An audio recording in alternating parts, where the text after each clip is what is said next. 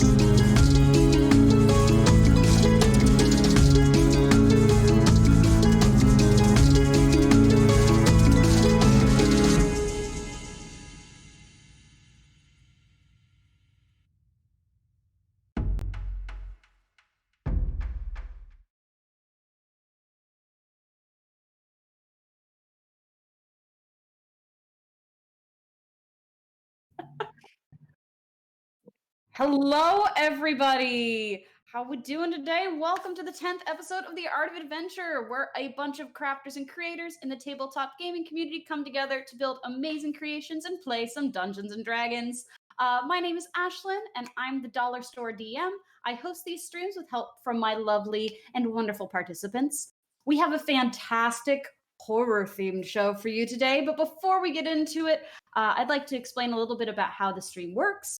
So all of the terrain, minis, everything featured in this live stream are the products of our wonderful cast of creators from episode 9.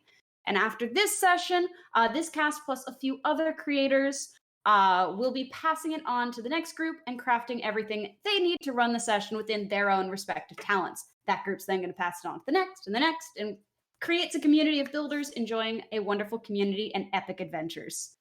So we have an amazing cast for this episode. Some of them may be a little different from the original announcement. We unfortunately had a few last minute Scheduling changes due to unforeseen circumstances, but that's okay because we get to showcase these amazing creators as well. So I'm going to have them take a second and introduce themselves. I'll start off. Like I said earlier, my name is Ashlyn. I'm the series host, and I kind of dabble in all things nerdy because I have an inability to pick just one. I'm going to be playing Sanala, a drow blind Way of Four Senses monk. And we're going to do this popcorn reading style, use those teacher skills. So I'm going to popcorn to Jamie. That's bloody rude.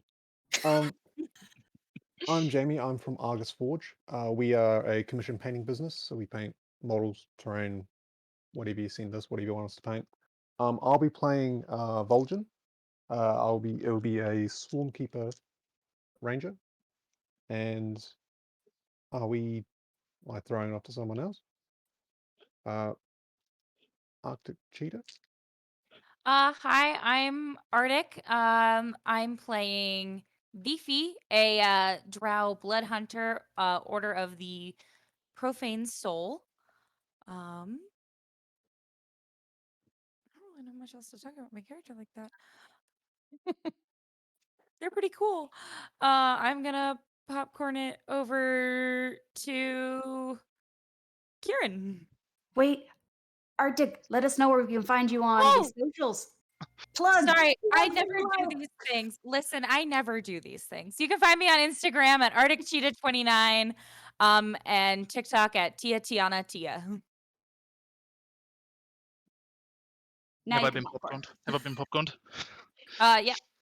Well, I'm Kieran. I'm an associate of Argus Forge, I imagine. I'm not really one of them, but I am filling in for Liam, who is unfortunately absent today. I am playing Sargo Abbas. He is a sorcerer of the Apparent Mind. So, we'll see how that goes. I will pass on. I will pop the corn off to Soso. Hello. I am on TikTok and Instagram, mostly TikTok, as hello_marsoso. I am just overall D&D weird stuff content creator, and I will be playing also a sorcerer of the Aberrant Mind. I will be playing Lysithia. Super excited to be joining. Can't wait to see the spooky stuff we get into, and I'm gonna popcorn it over to Weston. Hey everyone, my name is Weston, also known as Arcane Anthems. I write free RPG music for the community. I do fun D&D skits on my socials, and I also do D&D parodies of popular songs and music and all that good stuff. You can find me at Arcane Anthems everywhere, on Instagram, TikTok, Twitter, YouTube, all the places. So yeah, I'm just super stoked to be here. Who has not gone yet? Am I the last? No, I'm not the last one. Yes, I am the last one. I mean, That's the DM. it. Oh, yeah, I guess I'll pop it over to Run with it. I got it. Hey, everybody. My name is Ray from GotDM. That's GOT_DM. You can find me on Instagram, where I craft random things my D&D players use in our world and craziness of Evermore that I've been running for the last 27 years. It is a fun world, and is a world that keeps me up at night, but I love it every single day. So tonight's session is definitely going to be a piece of that, and I look forward to being here, or running it, or just being here. Back to you. All right. Well, we have a few more people to mention for this stream. Firstly, my friends John and Andrew, who are running our stream tech for us today. So there are men behind the curtain. Thank you so much for all you do, because I can't. I am not the tech person. Secondly, we have a number of musicians whose music we often use in our streams. So today you're going to hear music from Weston, who is one of our players, Arcane Anthems, as well as you heard some of Greg of Gregoless Designs and the Derpwood. They were our theme music at the start, so you hear them at intermission as well. Finally, we are going to be doing a giveaway today. We're partnering with Dungeon Master's Diary. So if you did not see the giveaway on Instagram, before the end of the intermission, head over to mine or Dungeon Master Diary's Instagram, or both, because you can enter on both and double your chances of winning. And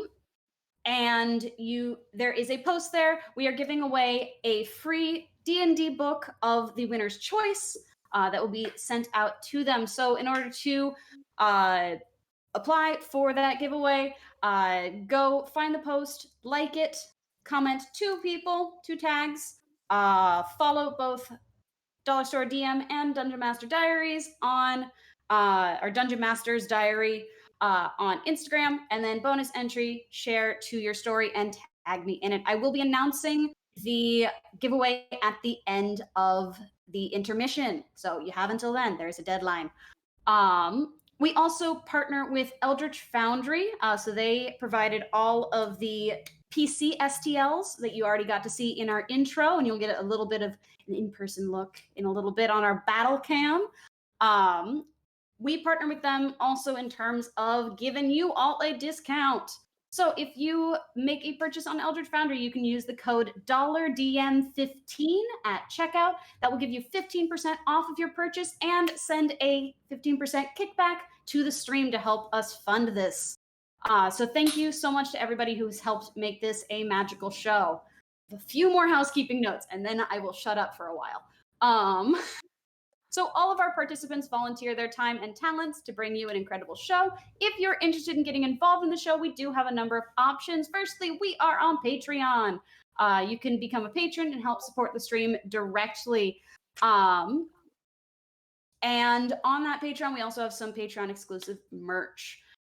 We also have an official shop. It has changed from what it used to be. It is now www.dollarstoredm.weebly.com because I merged it with the whole Dollar Store DM site. So now it's one cohesive package. So the shop is up there. We have merch for the show. We have hobby-themed wear that's new to the shop. We also have some minis and terrain pieces that were featured on the stream itself that you can own and take home.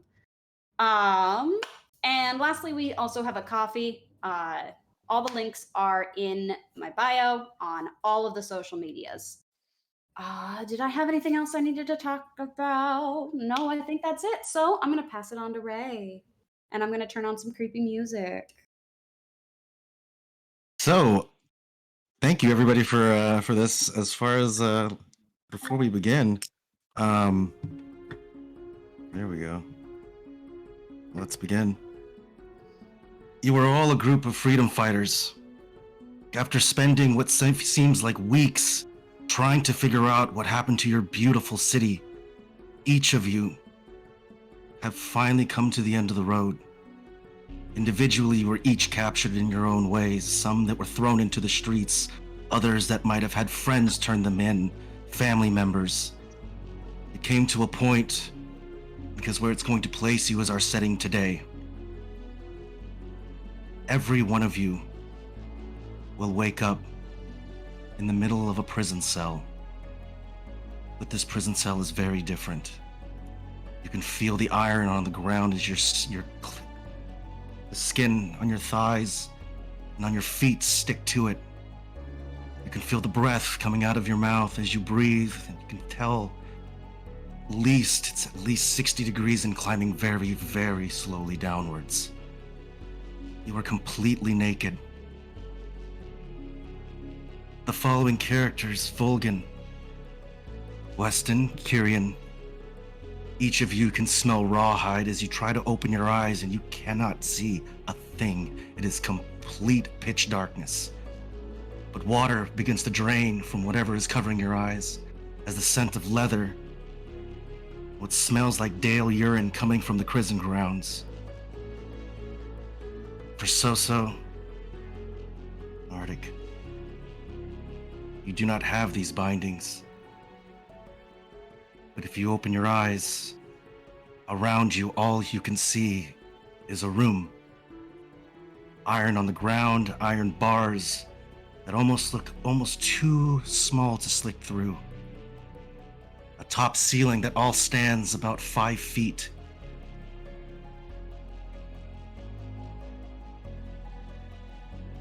Before we begin, So, what would we see if your character was here in this predicament? they look like? They are on the shorter side of an elf. Normally they tend to, Lysithea tends to care a lot for her appearance, but obviously she's, rugged and dirty, and, her normally like beautiful braided hair is just completely, mangled and destroyed, and, definitely not feeling, just completely panicking and worried and kind of losing that control that she normally has with her. You would kick your feet and recognize you have manacles about 3 inches thick that are placed around your ankles. You would also look as if there were 2 large razor wires that are attached to both of your wrists, connected to wires to the wall. Your freedom is right in front of you. You know it. The question I have to give to you, though, in a predicament far away from here, what would be your best memory that your character would hold on to and cherish? Her family, Lysithea, was, she was the prized daughter of a great family in Midgard, and very, looked up to by a lot of her peers, and she just, the only thing she's thinking right now about is her family. And around you, what you would see is each individual character with their hands bound, sitting on their knees with the same configuration, 3-inch manacles around their legs, razor wire that attaches to their wrists. If you move your wrist ever so slightly, you would see the razor wire begin to tighten. At the same point, you would look, it being completely pitch dark, but your eyes adjust to whatever light that is around you, and you can tell by those following individuals there is rawhide that's been placed all around their faces. The only thing that shows is their mouth and the top of their heads. You would see in the corner, all but faintly, is a drow foot. And you can hear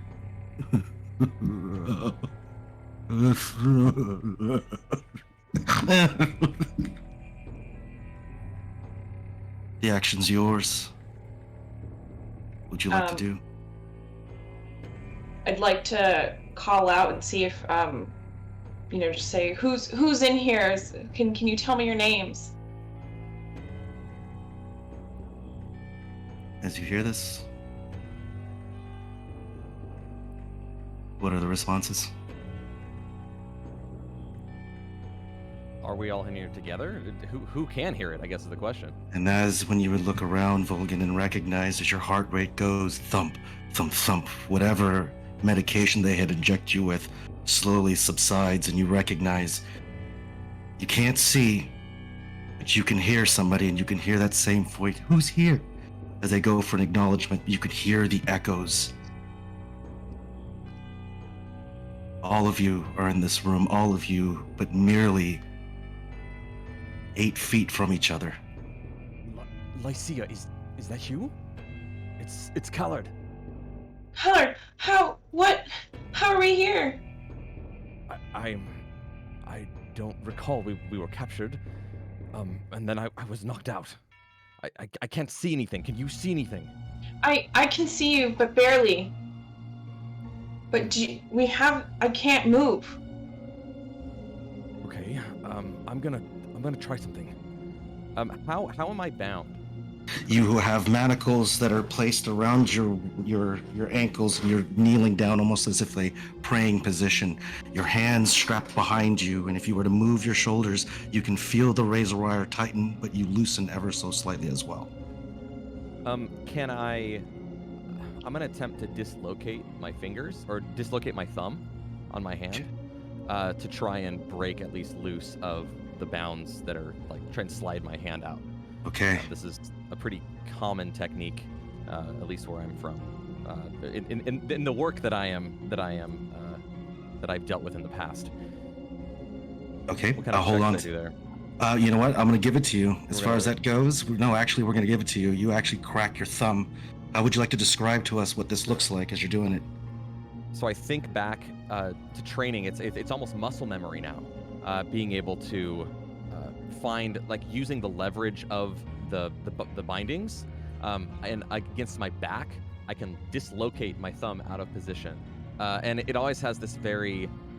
It's twofold. It hurts, but it also feels like freedom. It's something that I'm used to, and my thumb is used to doing, unfortunately. But I. Give me 1 second, and then I'm gonna attempt to kind of wiggle my wrist and my hand out of these bindings behind me. You would hear the razor wire just go, that familiar sound of freedom hit the back of you. Your hands are free. It's better. Can I reach up to my face and kind of feel around to see what's there? You can feel it, but it feels like rawhide. If you were to go to the sides of it as well, there would feel like almost like a metal octopus-like figure, almost something that would even tighten it. Something that would have used to be tightened around your face. Have to deal with that later, I suppose. There doesn't seem to be any way that I could just like pop it off my head with my hands. If you'd like to try. Is there like a keyhole in the back? I basically, with my hands, I want to investigate it to figure out like what it is, or like. Give me what an the investigation mechanism roll. Yep, give me an investigation roll. Let me see what you got. Investigation. That's a 9. Okay, I'm gonna hold on to that. Kyrian, what you actually see is our friend here starting to feel the back of his head, looking for something. You would see him placing his hand on what looks like a medallion, a creature that looks like an octopus that has multiple tentacles that reaches out, but each of these are wrapped around the rawhide. The more he tingles with it, you can see it's tightening even more.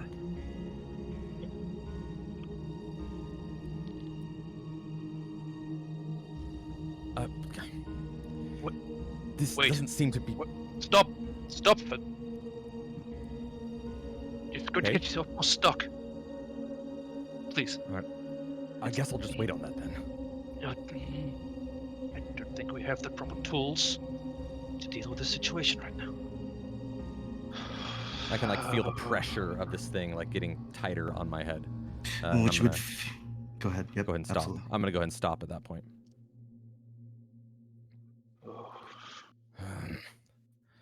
That wasn't helpful.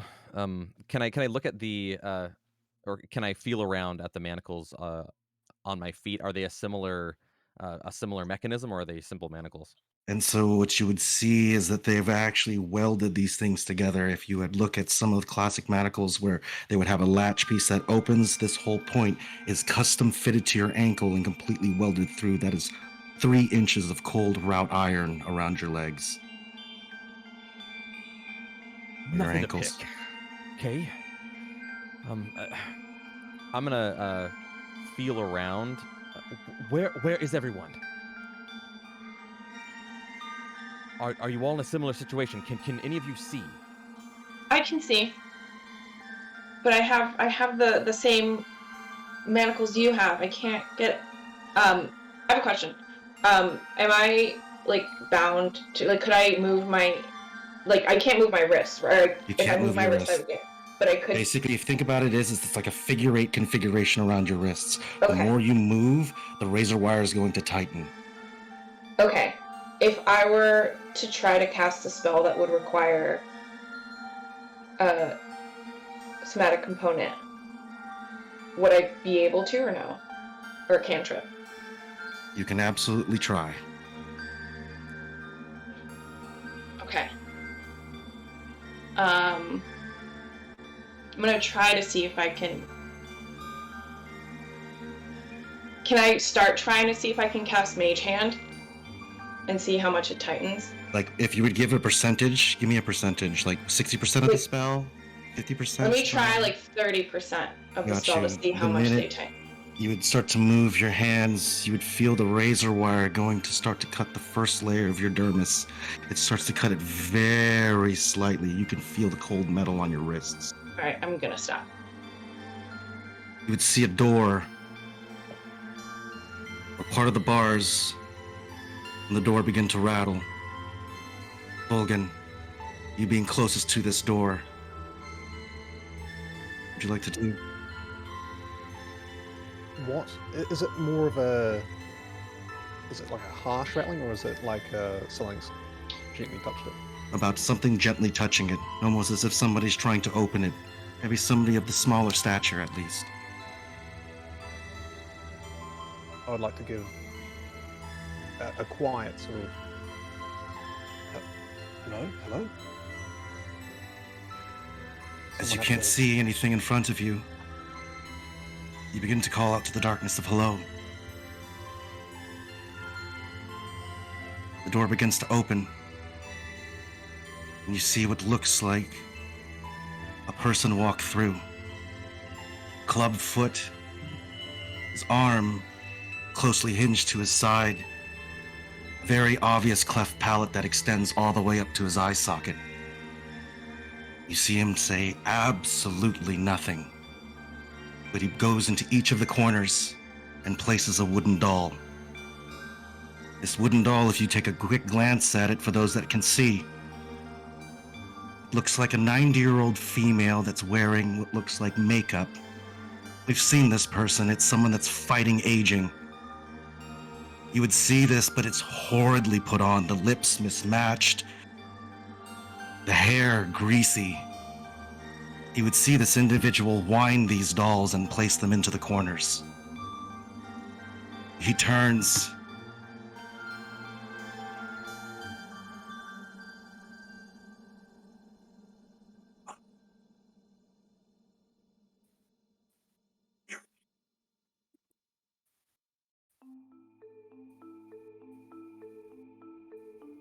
One place for freedom, and it's the way out of here. One of you will get... We're missing some of your words. One of you will get this. What do you mean, one of us? One of us will be free? Because when I leave this room, and you can tell he's not talking to you, he's talking through you. When I leave this room, silence will be observed. He stands up. Begins to wind the dolls as you can hear the cranking.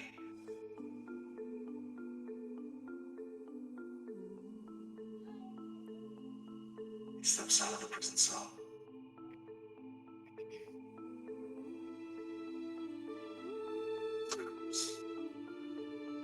He leaves the key in the prison cell on the door.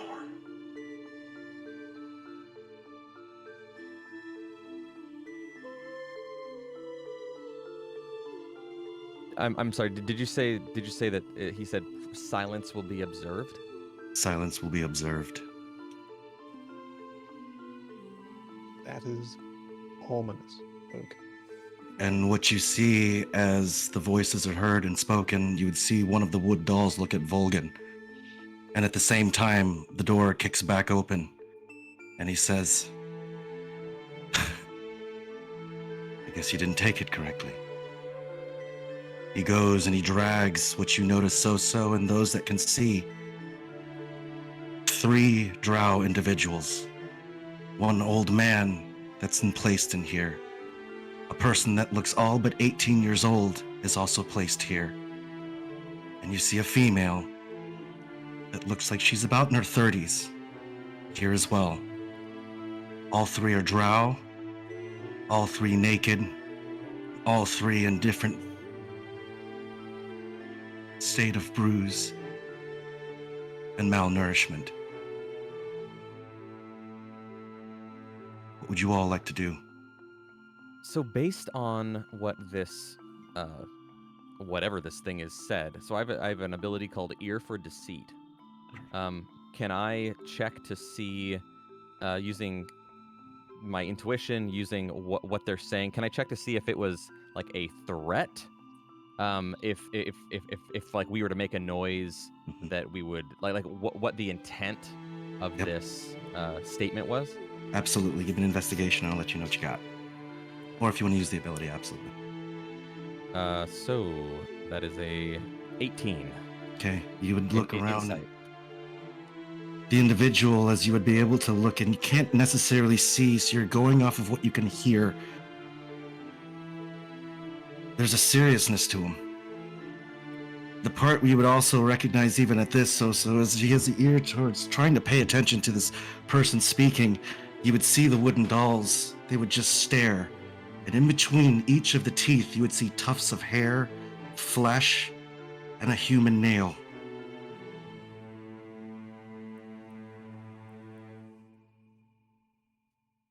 That's what you get for your investigation.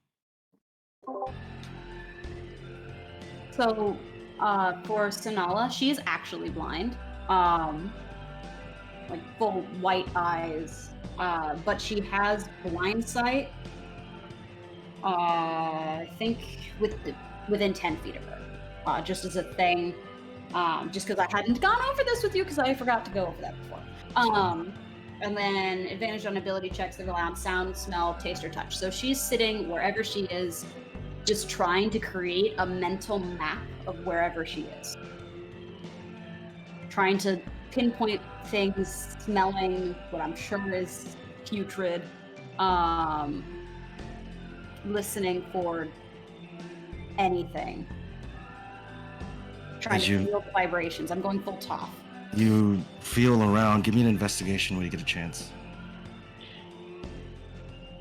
Oh god, why did I choose the one that requires 7? 7. You would feel around. Your hands would go onto the ground. You can feel the wrought iron. Your hands trying to place, and you would feel it feels like a thigh. Would you continue going? Does the thigh move at all? Like, is it warm or? It feels warm. You would place your hand and you could feel, it feels like a sharp object coming out, and you can hear somebody going.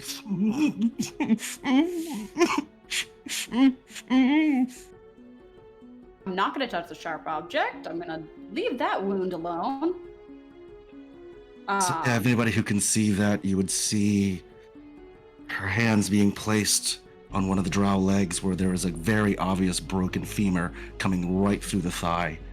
Her hands going against this femur bone. You can see, even at this point of capacity of pain, this drow is biting down on her hand. At that same point, the blood would be coming right down her wrist, and she would just kind of keep her mouth shut, and she is deathly staring at these dolls. Anybody else for investigations? Just so I don't have, because I have background knowledge from Evermore, do we know the tapping? You can try. Okay, because we're all from Midgard, I assumed, so I don't know. I haven't gotten to talk to a lot of them. At this point, you can obviously try some other opportunities for nonverbal communication. Yeah. I do have Thieves' Cant, so I hope that would help in this kind of situation, is understanding kind of obscure types of language or nonverbal communication. Can I? So I can see that drow with the broken femur. That's the one correct. Staring at the doll. Can I use telepathic speech to see if I can communicate with them? What would you like to say? Telepathically, obviously. Who are you? Are you all right? What happened? There's more What's going of us. on here? Oh my god, there's more of us, those dolls. Do you know what the They dolls ripped them do? all apart, please! Get me out of here! I've got young children, please! And you just see her there going...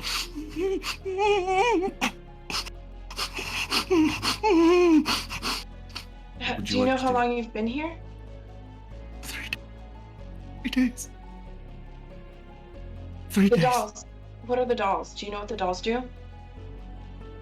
If you say a thing, it will start pulling you apart. They will start with the small things.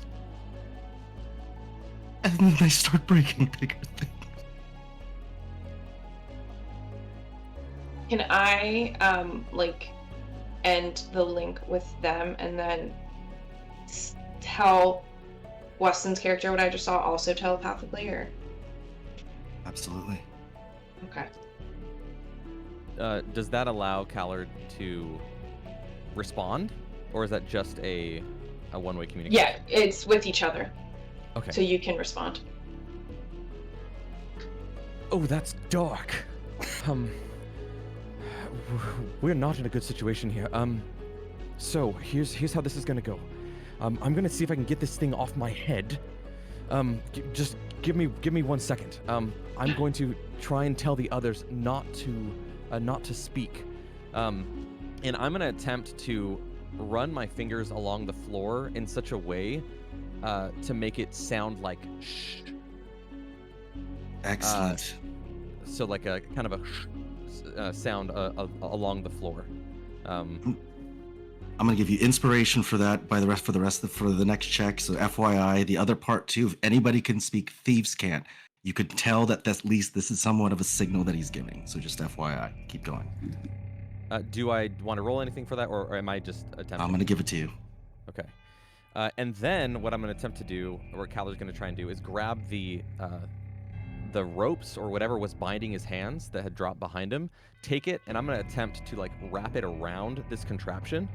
And instead of trying to just pull it off with my own weight, which I'm assuming it's very difficult, I'm gonna try and grab it from the back from wherever that little like mechanism is and pull up and kind of off to see if that helps with this transition. You would begin to pull, and if you've ever tried to cut rawhide, you recognize that rawhide doesn't cut like paper. Bends up until the point of the tension no longer gets there. You start to bring up, you would feel parts of your scalp begin to rise. If you'd like to continue, but you can Now, feel your scalp lifting. So is it like cutting me? You would feel it almost lifting, like it's cutting to the back part of this mechanism. But it doesn't feel like it's embedded into there, it just feels surface level, like it's trying to cut your scalp. Okay. Can I feeling like, is there like a razor? Like what exactly am I feeling there? And you would feel a small razor that's pointed upwards. Designed for this thing, if you tried to pull it off without at least loosening it, it would scalp you completely. Can I attempt to push some of this leather or this rope, whatever is binding me, up in, like, obscuring some of that razor? Yes, 100%. You got it. Walk me through it. How else are you pulling this thing off? Okay, so essentially I am, like, undoing some of those pieces, and I'm going to try and, like, push my scalp back a little bit. Got it. Yep. Very, very slowly, and, like, attempt to insert some of this, like, rope or whatever this is underneath that blade. You got it. To try and, like, dull the blade, essentially. Have it, like, dig into that instead of into me. And the minute, are you lifting up? Yeah, I'm going to attempt to lift up once I feel like it's...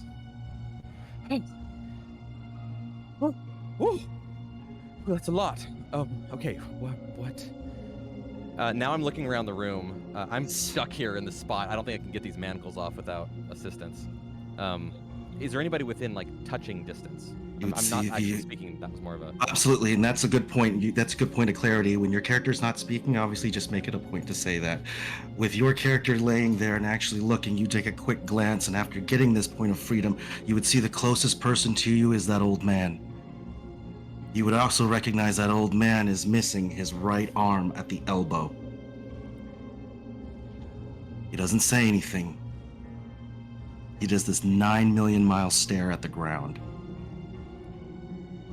I'm going to attempt to, like, tap this person,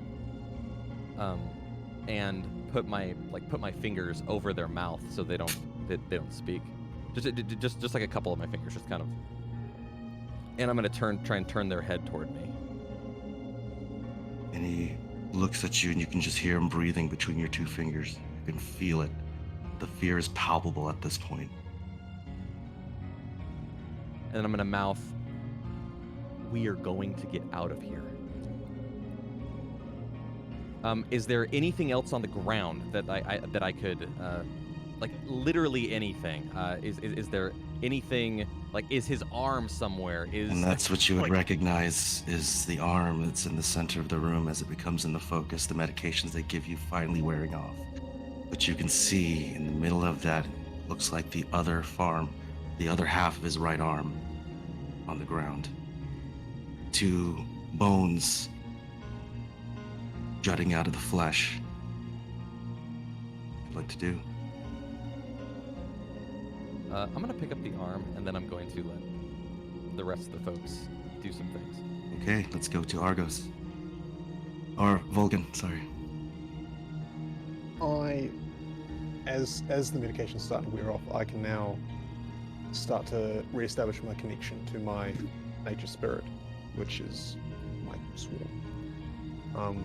So let me think to myself, not saying this out loud, but I'll think to myself and go, Shiva, need help. I will get, so my mage hand works as it's the insects that pick it up. So I'd like all my little moths to go and try and get underneath the wire so I can slip my hands out. Okay. You would go to begin to slip your hands. You would see the moths try to occlude it. You finally get these off your hands. The razor wire falls onto the ground. Your hands are free. You would see the younger person wake up and you would hear him just go, oh, oh, oh. And at the same time he begins to scream, you would see these wooden dolls stand and take a step towards them. I thought I was blindfolded. Am I not blindfolded? You are, but the drow that's younger that's next to you is not. And in the cries, you would see the dolls move towards him. Anything else for you, Volgan? I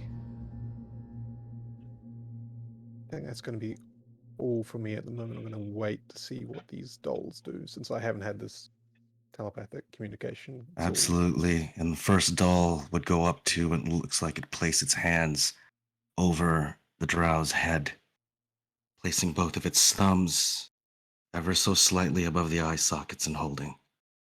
The other one's going, wrapping its arms around his wrists and his elbows to hold him down. Kyrian, is there anything you'd like to do? Yeah. Can I get a scale of the the size of this room again, please? You're looking at a room that stands about 30 feet by, I'd say about, you're looking at a room that stands about 40 feet by 40 feet. The whole entire room itself, you guys are on the edges of this thing. And at the center point would be that arm, or at least at that point where you'd be able to grab it that was closest to Weston's character. And these dolls have I heard them like move off to the side towards this young And boy? that's exactly it. With the glidings that you would have, you would hear what sounds like wooden footsteps making their way towards them. Okay. Now, would I be able to use some of my all 3 points to cast a spell without somatic or verbal components? Absolutely, as long as you have... Spell? Absolutely. God damn it, I love that. Hell yeah, let's do it. I would like to Misty Step just straight into the center of the room. You misty step right in the center. The dolls do not move. The manacles are completely free and your hands are completely free. That's convenient. It's in there just stretch a little bit. Oh.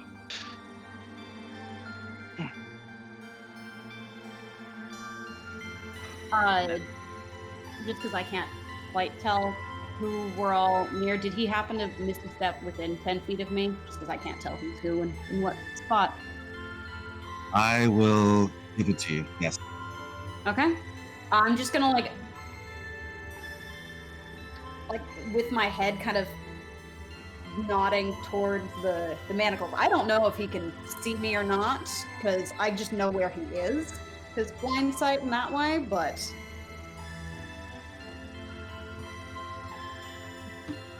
But,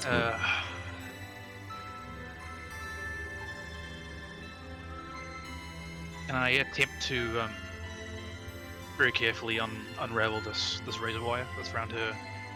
Is it taut? Is there any slack I can sort of maneuver? Or... Okay. You want to give me an investigation? I'll let you know what you got.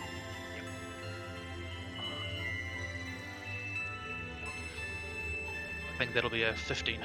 Excellent. You would look over and you would see it's very taut, but it's enough to get at least 2 fingers under what looks like the wrist point. You're able to slide it, but even with those 2 fingers, you can feel the razor digging into your flesh.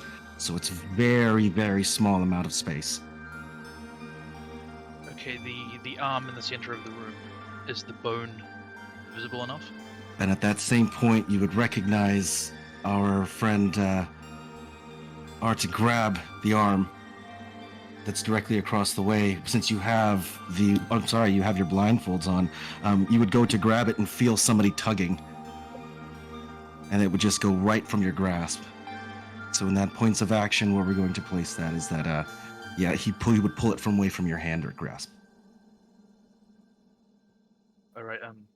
I would like use my telepathic aberrant mind ability to speak to whoever to grab this arm. Who would get in the way of my freedom? Name yourself, quickly. And I was the one who grabbed it, right? That's correct. And when you hear this in your mind, the dolls don't move. You can hear it. Speak. Sago? Sago. Is that you? Ah. Yes. Who am I speaking with? It's Callard. I'm attempting to squeeze some of the viscera from this arm onto my manacles to try and slide out. You're free. Well, not manacles. quite. I'm currently working on it. I've gotten this thing off my face, and my hands are free, but my feet are still. They were very thorough, like annoyingly so. I'm trying to get this, and I'm attempting to do it. I'm trying to squeeze out. This is disgusting. I'm trying to squeeze out some of like whatever blood or like collagen or whatever is inside of this onto my feet and my ankles to see if I can like apply some pressure and slide off these manacles that are tying my feet to the floor. Okay, give me a Constitution saving throw when you get a chance. Woo! I'm gonna use advantage on this one if that's Perfect. or use. I'm gonna use the inspiration. Okay, perfect. My con is not fantastic. 14. 14, you would begin to pull and you would recognize it's digging into your keel. The viscera itself, it's just parts of it looks like pieces that may have been fresh, but most of the blood ejects onto it, and at the whole same time, your foot, the single foot, slides right out. You would see the drow or the old man look at you, and he just stares. I'm gonna whisper, or I'm not gonna whisper. I'm just gonna mouth. Sorry, like. And then I'm gonna attempt to do the same thing to the other ankle. All right, give me another Constitution when you get a chance. That's a 19. 19, easily the same situation. You pull this right off. You are essentially free. Oh, thank goodness. Okay. Now I'm. What is this old man like? What state is this old man tied? Is he manacled? Is he what is he looking like? Which you notice he's got the same manacles around his ankles, but he's lacking of the one right arm, so they just have a razor wire that's been placed around his neck. And what's the doll situation? The dolls have stopped and frozen over this drow. They are holding his arm in different positions, holding his leg in different positions, and there is one on top of him with both of their thumbs into his eye socket, ready to pierce its in. And they are just frozen and stopped. And you can see him there just going... Okay, I'm gonna attempt. I'm gonna go over to Sago. How long does this telepathic connection last? Do we just keep talking to each other? Because I can't initiate it, right? Oh, It's I assume I can. 3 minutes. 3 minutes? Oh, it's 3 minutes? Yeah. Okay. I don't know how much time that took. I'm just going to assume, I'm going to try and telepathically connect to Sago again and say, I'm going to try and look for Sago. Wait, are you free? Yeah, I am. You just have a thing on your head still? Yes. Okay, Well, I so assume- I'm going to see Sago standing in the middle of the room, and I'm going to attempt that rope trick again. Hopefully this time I can actually see what I'm doing, and I understand the mechanism a little bit more. Mhm. And I'm gonna say, I'm gonna try to remove this from your head. There's a razor along the back side. I don't want to cut you. Just remain very still. Of course. I stand still You as want me to roll some kind of check? No, you would easily, knowing the mechanism, you would slide your finger over and begin to pull. easily taking his off of it, your friend. And then I'm gonna continue to like hold my lips over my mouth to indicate, hey, we can't talk. And then I'm gonna just kind of point, and I'm gonna keep looking around the room to see who else is in dire straits. So let's go to Arctic Cheetah. Okay. Yes. What would you like to do? Is So it DeFi? Is that your D5? Diffy? Deefy. Deefy, gotcha. Deefy. Deefy. So the razor wire is figurated around my wrist, right? That's correct, yes. Okay. Is there enough space that I could like bite onto one of the pieces and pull it away? And if you look at it, if you bite down, you're going to get a mouthful of razor wire. I survived the hunter's bane. I got this. Let's do it. Hell yeah! Put it. You're gonna take it off. You're gonna try to bite it off. I'm gonna try and like just pull it away Yep. from my like wrist a little bit so I can get just one wrist out. All right, I'm gonna give you Good 2 survive right points of there. damage Okay. as you pull, and you would actually see the blood coming down. Would you like to describe what this looks like as you're going to slip one hand out?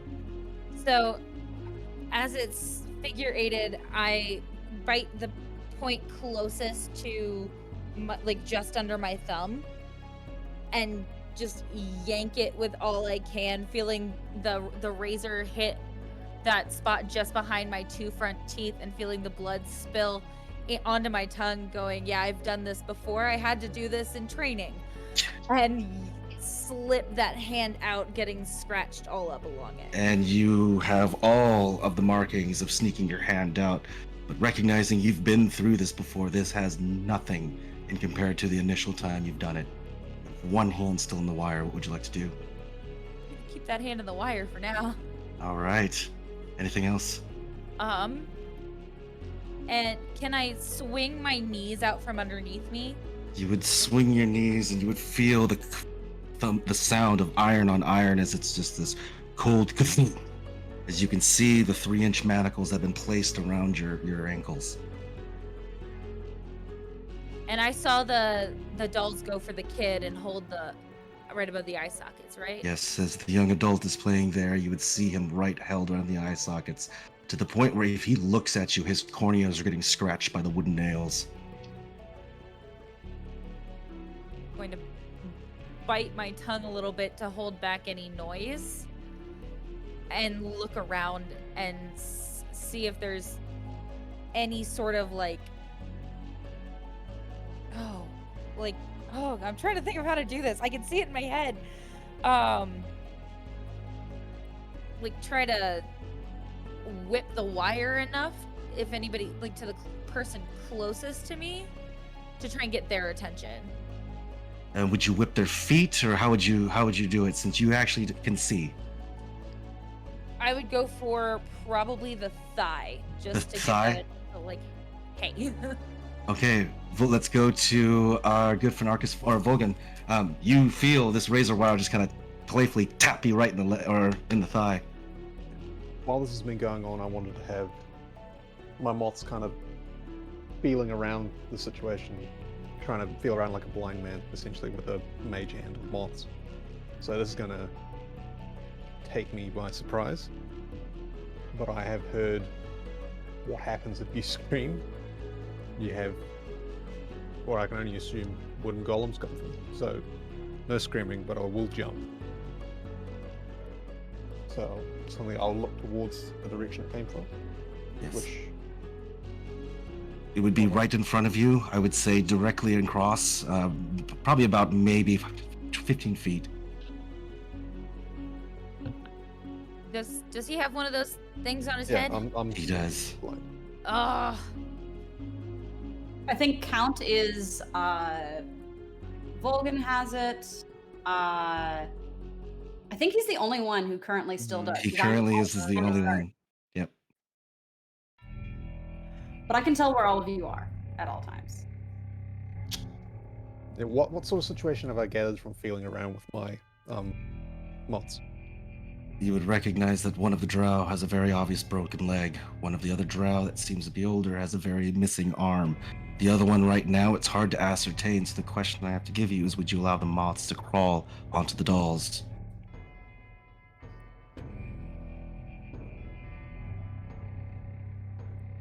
Yes. As they begin to crawl on the dolls, you would see them all move. And what looks like the screams of the child begin to scream at this person gets his elbow broken upwards. You would see at the same point 2 thumbs plunge into this eye socket of this individual and begin to ragdoll his head. And where he would go to begin to scream, hands go in and grab his tongue and start to break the lateral portion of his jaw. And you see this whole thing begin to dislodge as you can hear his over and over again as he attempts to breathe. But he's Yeah, kept moths like aren't that. touching that again. Moths aren't doing that again. And the moths fly right off of him, and you can see the hands holding half of his jaw broken off, the other one's holding his arms. You just see this person going.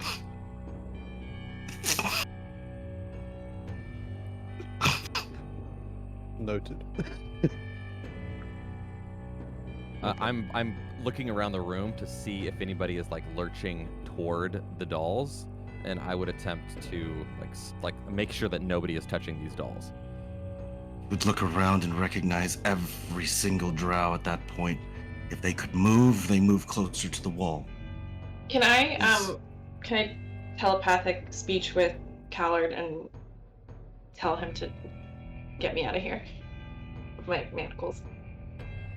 Absolutely. Callard, you hear this voice? I'm coming. Just one second.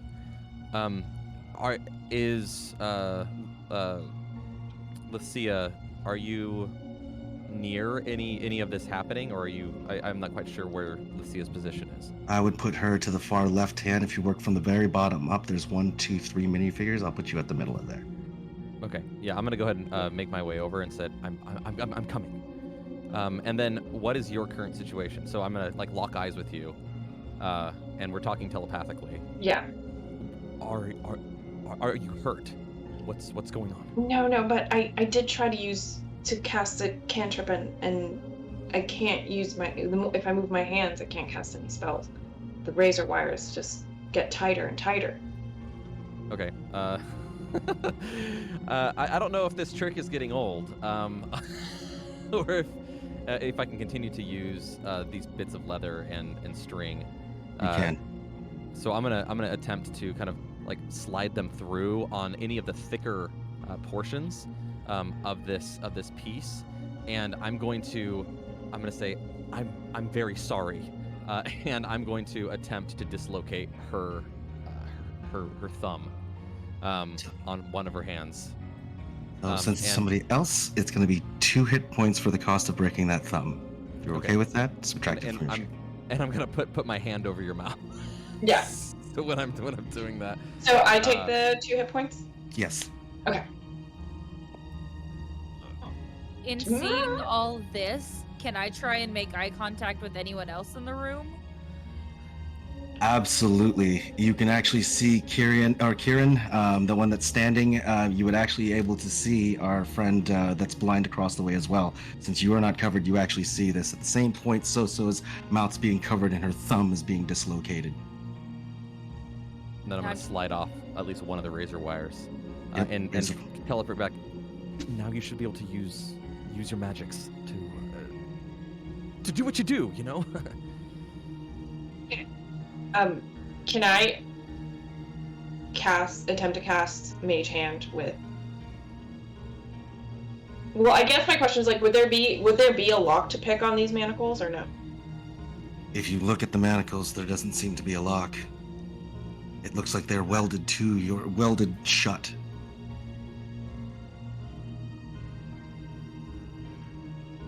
I can take off the other one if you want, but it might hurt. Do it. And then I'm gonna go ahead and you can cover your own mouth this time, and attempt to dislocate it. Can I perform any kind of like medicine check to see if I could just dislocate the thumb and not break this one? Oh, give me a medicine check when you get a chance. Don't use that creepy voice when you're telling me to do a medicine check. Give me a medicine check when you can. And at the same time, you would actually hear. That's an 18. 17 plus 1. I'll give you the 17. You have not broken it, dislocated it only. And everybody in the room. I'll give you 5 minutes. When she says that, the dolls move towards her direction.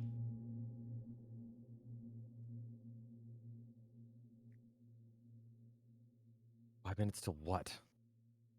Sorry, what Thinking to direction myself. did they move? They move towards the drow female that has her leg very obviously broken. I start waving, trying to get someone's attention. Like, come on, I need help here. I'm so Can I grab? blind, so- Are you done with the arm now that you've used to lather your ankles? Has that been discarded? Yeah, I mean, I'd happily hand it over to you if you wanted, I mean, I just need a portion of it, I suppose.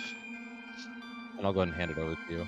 I am gonna be working on that arm. You said that there were bones protruding out of it, correct? That's correct. I'm gonna try and remove one of the radial bones Yep. in the arm to try and use it as some kind of very rough dagger. I'm assuming that it wasn't a clean break and that it's pretty jagged. And that's what you would assume is it comes right out. If you ever looked at a blow dart or a reed, you'd pull this thing right off. It's like good cooked meat because this thing at the very end of it has a razor that's about made because of the break in the bone. It's nice. At the very end, it's about a 6-inch piece of bone that you have in your hand. Very thin, very strong. And then can I take some of the razor wire and kind of coat it around that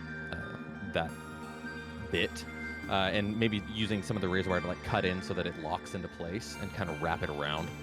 So I have this mini kind of razor wire bone dagger. We'll call it. You have a very gnarly looking improvised weapon in your hand. Some zombie nonsense right here. All right. For intents and purposes, can I treat it as a knife or as a dagger? That's correct. Okay. All right. I'm gonna equip that nonsense. Let's do it. Kieran. All right, where this arm that I've grabbed, I would like to use the couple of fingers on it to sort of use them to leverage some razor wire off some of the other fellow captives. So instead of my fingers being shoved under there, use the limp, bloody fingers of this arm. Easily coming to each of individual moving in your hands. Everybody in this room, our hands are considered free at the current time. As you easily remove all of them, you look back and it's all that's left are just nubs on this piece of arm. The old drow just looks and just kind of puts his head down.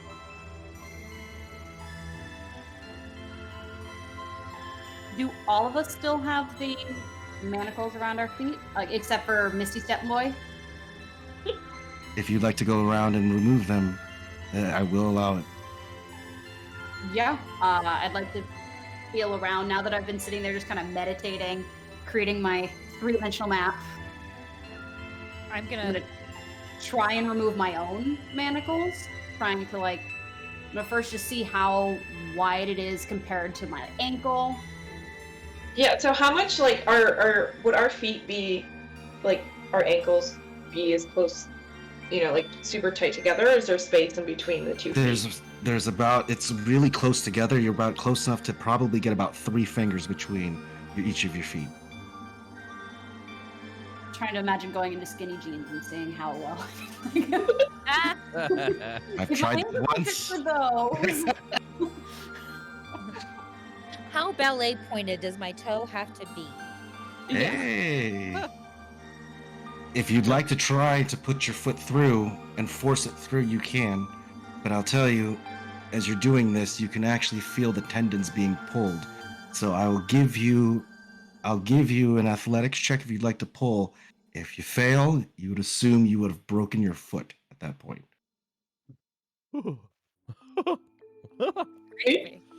Trying to, instead of doing that, I want to feel up the chain. Can I feel any areas that could be with some leverage opened? You would feel onto the wall. You would see as your hands being blind and used to being in these enclosed spaces, you would feel the granite on the wall and the parts of the hole where the chain would go through, but you'd recognize it's not bolted to the wall, it's fed through the wall. So the end point is far from this. The links are very strong, and the cable that holds the razor wire very taut at the wall level. If you have any chance of breaking free, it's going to be at least at the ankles or your wrists. Can I be pointing over towards Sinala to some of the others? Because I'm busy making my freaky dagger. Can I point over, seeing that Sinala is like moving around? Who else is free? It's just Volgan right now, right? You see Volgan. I'm still blindfolded. Yep. And So Sago is the one that's free at this point. I'm going to point the Sago and point over to Sinala for you to maybe go assist to see if you can help in whatever she needs to happen. Right, Yeah, I'm gonna head over then. Telepathically. What? Okay, walk me through your plan. See where Well, things- first of all, nice to be able to communicate. Secondly, maybe I want to see how strong whatever is holding this is. So I'm gonna look around. Like, is anyone close enough to grab onto the chain that I am grabbing onto, or are all of us on the same chain? Each individual. Okay. Is anyone else close enough to grab onto the chain? Would assume Other those than is, Sago. assume those closest to you. Pick a person. Based on interactions, I would assume that I had I can't see the thing. Let's say Weston. I forgot your character's name, though I see that you're busy. Cal. Cal. But I am Oh. I am busy. Yeah. I'm focused. I've sent somebody over to help you, and you Yep. unless you want to get my attention otherwise. Yeah. I'm I'm gonna otherwise start off occupied. just all right, I want to see how much this resists us. So on the count of 3, let's both pull inwards this way. Is there someone holding it, or is it attached to something? Okay. So for those pulling it, I need a athletics check when you get a chance. Because I always build strong characters. Oh boy. But all pulling our own chains. Uh-huh. Nat 20. Okay. Dang. Nice. Sure. Dirty 20. I am 30, 20. motivated. I Okay. have been listening. What are these rolls right now? So would you like to describe what you're doing with this chain? Those that are going to yank the chain from the wall, what does it look like? I want to wrap it around my arm, my good arm, so that it's also being raised with my elbow, so that I can just use my body weight And full on. Duffy, how are you what does it look like for us as you're pulling this chain as well? I'm just taking that hand that I've got all scratched up and wrapping my arm around the chain and using the other one with the razor wire to brace myself as I just yank as hard as I can backwards. And the both of you go to yank, and what you can hear is what sounds like watermelon being cracked back and open. It sounds like water being flushed onto the ground, and you could hear something that look at the drow, the older drow, as his head is whipped back, the razor wire tightened around his neck, and the entire stump pulled through. The whole thing, before he even gets a chance to scream, you can just hear him go, and it sounds like this part bone on bone ripped through as the old drow's head hits the ground, rolls, and stops right in front of you, Defi. And you'd see his tongue roll right out.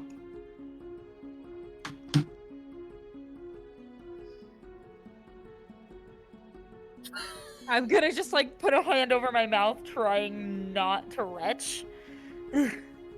Just trying not to vomit as best I can.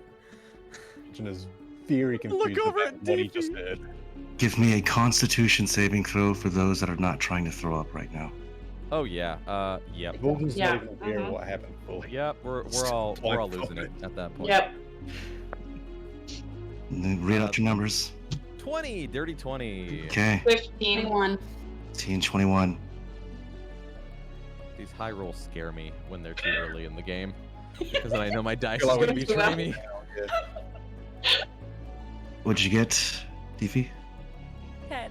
10. You would all look, and it's one of those trying to hold it in. At the same time, you would see the female drow stand up. And hear her look.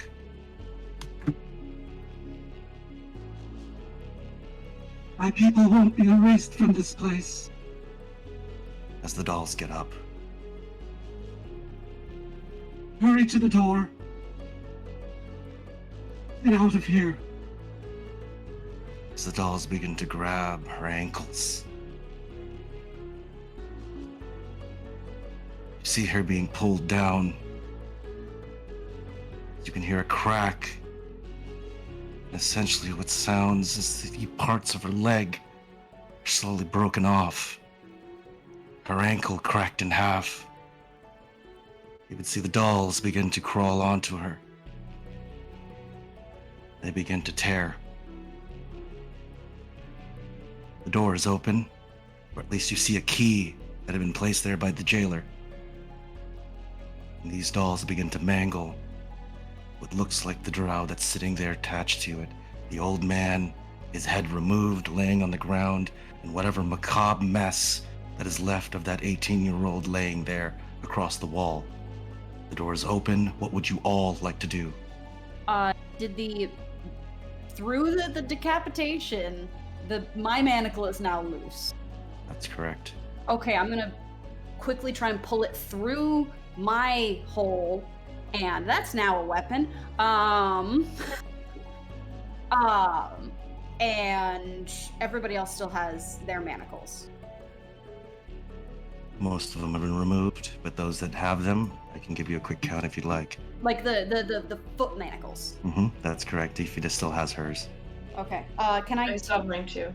now with an understanding that these are definitely probably connected, can I try and tugging on them, figure out who was attached to who? Absolutely. As the room begins to go down in temperature and you can feel it as you're all naked, it starts to get to about 50 degrees. Everybody that's connected, you would pull and you would feel everybody's razor wire get a little bit tighter. Everybody was making subtle movements until the pull. And that's where you recognize each of you are connected. To the Razor wire wash? on the feet because all of our wrists. Sorry, the Well, map. wrists are- Oh, okay, it's on there too. Great. Excellent, excellent, excellent. So my feet are free. Sago's feet are free. Are Kalard's feet free? I'm completely free. I'm Callard. Callard is walking around. Sago is walking around. Lysithia, Deefy, and Sinala. Volgan, are you still? No, Mantle? I got feet and blindfold. Okay. I'm the only one still blindfolded, I'm pretty sure. You say the door. I'm going to open up. I'm going to try and go over and find the key and try and open up the door.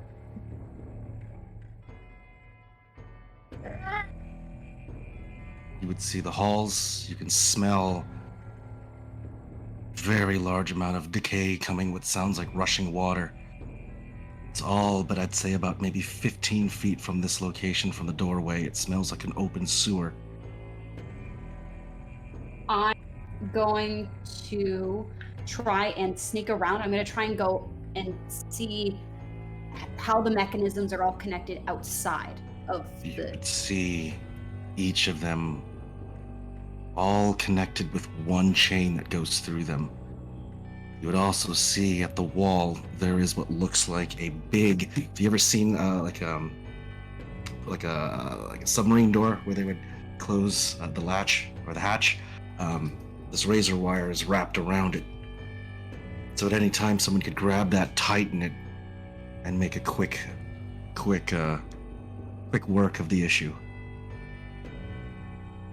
Which direction would be tight? Is it going the righty tighty lefty loosey? That's what you can assume. Okay, I'm gonna try and loosen it, but I'm gonna go very slowly to see. Like, I want to see confirmation of it loosening. And when you go up to the latch,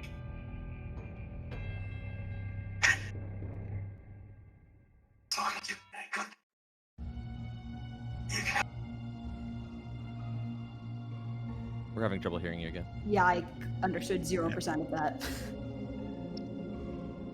you would see an individual in the corner. Look, hey, they're dead.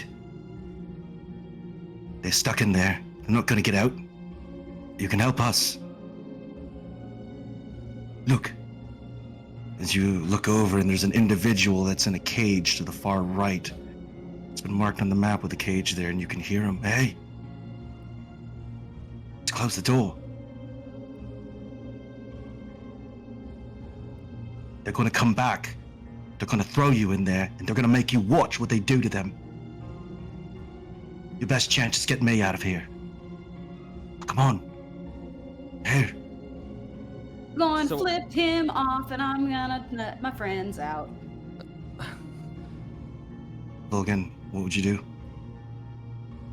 Well, now I've heard the door open. During this time I wanted to be fiddling around with the back, and I figured out that there is a razor blade there. Right now I don't really have any way of stopping the razor blade. So would you like to on me. pull? We're in the same room, right? Like I assume by this time I've finished my my death dagger, and I'm going to go over to you now that I understand this mechanism, and I can hear talking now, right? Are these guys gone? Are these puppets gone? They're still in the room. They're still in the room, so we're still That's being correct. quiet. Yes. And I'm going to just kind of tap, and then I'm going to hold. Volgan, I'm going to hold your shoulders, trying to like tell you to relax, communicate that as best as I can, and then I'm going to use the same technique, push up some of that leather up underneath that thing, and try and remove this device from your head. Easily removed. There's going to be a wave of relief, as I realize that it's actually Khaled that's doing this. I'm gonna point to your other things and say, like, hey, you work on these. I'll be right back. I'm gonna go over to Lysithia again and attempt to see how she's doing with the feet manacles. While you're doing that, is the back of the what is it? The apparatus. Yep. It's brass. It's got has it got arms that come around? That looks like an octopus that kind of holds on to the rawhide itself. So I mean, if it looks like a makeshift, like a sap. You ever seen those things like a blackjack in your hand? It's almost like that. You've got rawhide and this like lock mechanism at the end. Yeah. Would I be able So- to break some off and try to use them as leverage to break a chain? Using the leather itself, you can bend the chain definitely if you try to bend it. But this is I mean, it's up to you. Just you want to try. I was going to see if I could use some of the arms of the brass lamp to try and use leverage to break the chain. Absolutely, you can try. Give me athletics when you get a chance. Then we'll go to Soso. Fine. No. Yeah, Yeah. I feel Okay. like Scythia would have like seen the way that Cal took off his feet manacles, so Yes, she's I'll give it to gonna you. try to do the same. Okay. Gonna Easily. rub blood all over your feet. Yep. Mm-hmm. Delicious. Yum. Yep. So the question I have to give you is, what would that source be? Because right next to you, you have the decapitated body of the drow that fell down. To the left of you, you have the female that has just been pulled apart by these dolls. And right now, the dolls are kind of frozen in place with hands and stomach, hands and thigh, and holding parts of the actual parts of the entrails. Where would you get your source at least to remove these manacles? Am I close enough to the old drow's body, the old man? That's your. Could I like try to pull his body toward me and like use like what's coming out from like his neck You and would stuff? pull, and that's exactly the point. It would drip downwards, and it would go right onto it. Looks the parts of it where it goes onto your manacle and your feet. You would easily slip them right off. Cool. We will never be able to give blood ever again. Yeah. Blood drives You are are, out. you are free. So much for getting money that way. Nope. And then who else still has? I still So have far. feet manacles. Could I like drag or like try to maybe? Well, Would the I be kid- close enough to drag the body to get it to you so you can? The kid is right next to me, but I. Okay. That died. So What's he I confused from? now seeing that everyone else has probably done it that way by the bloody feet, I'll use the kid that I basically. And you would place it over as the young adult's laying there, parts of his jaw broken. You would go, and you can still see him going. What a champion! You can tell he's trying to fight it, but the condition that he's in, it's folly. You would go and take whatever grime to remove these manacles, and they would come right off. Pay some silent respects, but I will take some of his liquids. Seeing that Lysithia is doing well, I'm gonna sit down and try and create another dagger, if that's doable, with the other bone out of the same arm.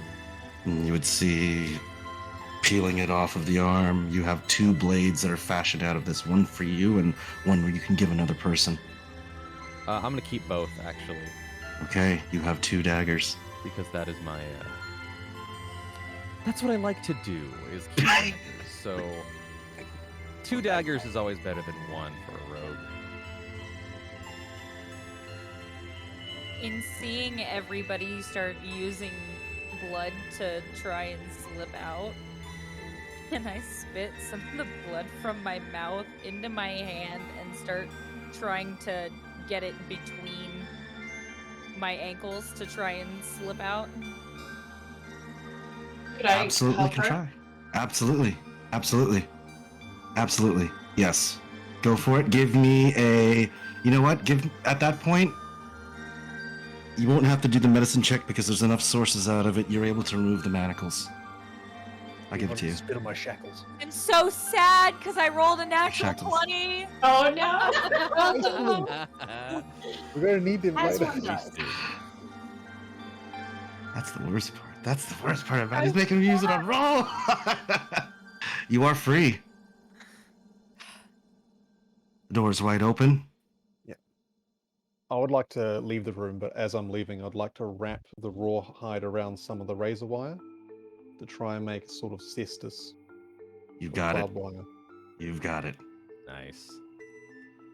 You've got it. Any other makeshift weapons before we leave this room? Yeah, I'm gonna leave that razor wire still wrapped around my wrist, and keep a nice little bit dangling, kind of as like a, not like a whip, but like a Whip me with it. yanking kind of thing. I mean, I can have a whip. I'll take the whip. All right. We I have just them. want it wrapped around my hand so I can use my blood hunter stuff. Absolutely. You've got razor wire around your hand. You would have seen the raw hides protecting. Very similar, but different. It's almost as if when you punch, it's intended the razor to cut versus being wrapped around with rawhide. Is there anybody else with any makeshift weapons? Any of the wire? I'm outside, so Yep. I'm assuming there's not a lot around there. No. And I all have you my can manacle. see.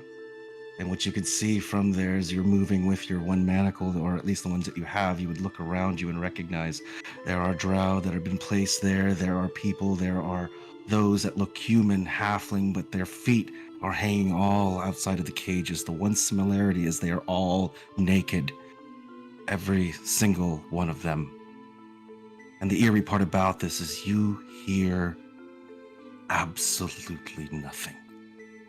Nobody even wants to breathe. As your light's eyes adjust, and you would see one of the wooden dolls in each of the cages, except to the person that was talking to you initially. With that being said, we're going to take a quick 10-minute break. And when we get back, we will place you all inside of this room. All right, so we are going to intermission. It's going to be 10 minutes.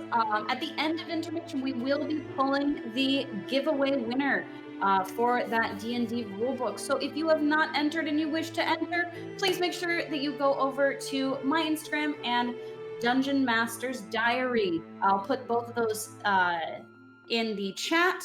We'll be giving it away at the end of break. And we'll see you then.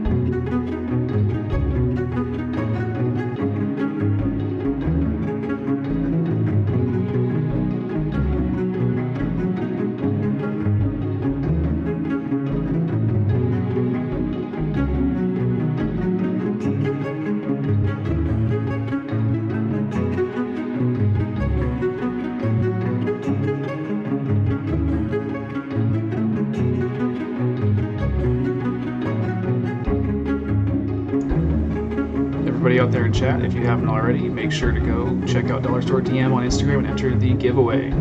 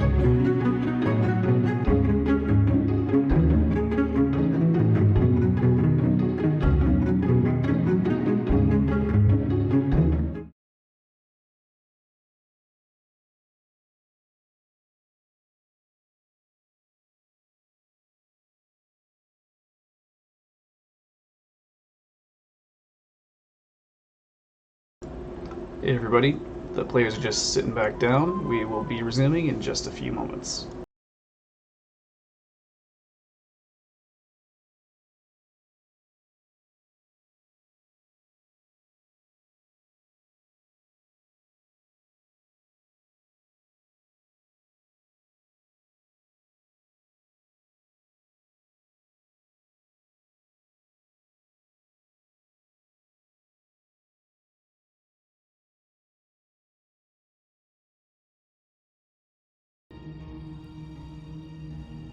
Hello, everybody. Welcome back. Welcome to episode 10 of The Art of Adventure. This is our horror evermore extravaganza. I don't know what to call it. Encounter. We are going to start off with our giveaway winner. So during the intermission, I did go through all of the entries, and I have our winner for the giveaway. So the person who will be taking the any rulebook for D&D is going to be at Golden Cutlery. At Golden Cutlery, I will message you on Instagram as well, so we can get connected and get you the book of your choice, whichever one you would like. Thank you to everyone who did enter.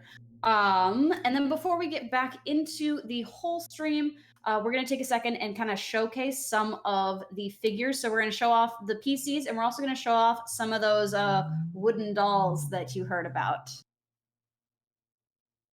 So this first one, this is Sinara. This is my PC. This is painted by the wonderful The Art of Sam Dalius. Underscores between all of those on Instagram. I have a cheat sheet here. All right, this one is Coward. This was played by Weston, Arcane Anthems. Coward, painted by me. It was super fun to paint. All of these are Eldritch Foundry minis. Super easy to paint, super easy to print. All right, this one is, Lysithia. This one is Lysithia. It was painted by Shas_painting. This is our female sorcerer. This is Deefy, the Blood Hunter, played by our lovely Arctic Cheetah. And oh, that one was also painted by The Art of Sam Dalius. This one was painted by Shas_painting. It is one that I have not taken. There we go. This is Sago Abbas. So painted by Shas_painting. And this last one is Volgin. This is our Swarm Keeper Ranger. This was painted by Mage Brush, whose hand is currently holding the mini. Say hello, Mage Brush. Say hi. What a hand! And then all of our monsters were painted by the art of Sam Gallius, as well as Shots_painting. So they each did half of the monsters. These really cool, tiny little sculpts. A bunch of them. They're really cool. I'm gonna be posting up some glamour shots of all of these as well, so that we can really see super details. We haven't gotten there yet, Andrew. Mistakes were made. It's all Surprise! sneak previews. Oh wait, no, we would have. That would have been the jailer, right?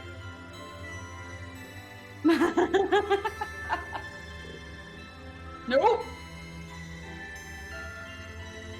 Anyways, I don't think I have any more things that we need to get done. Make sure that you are following us. Give us a like, subscribes are always very appreciated.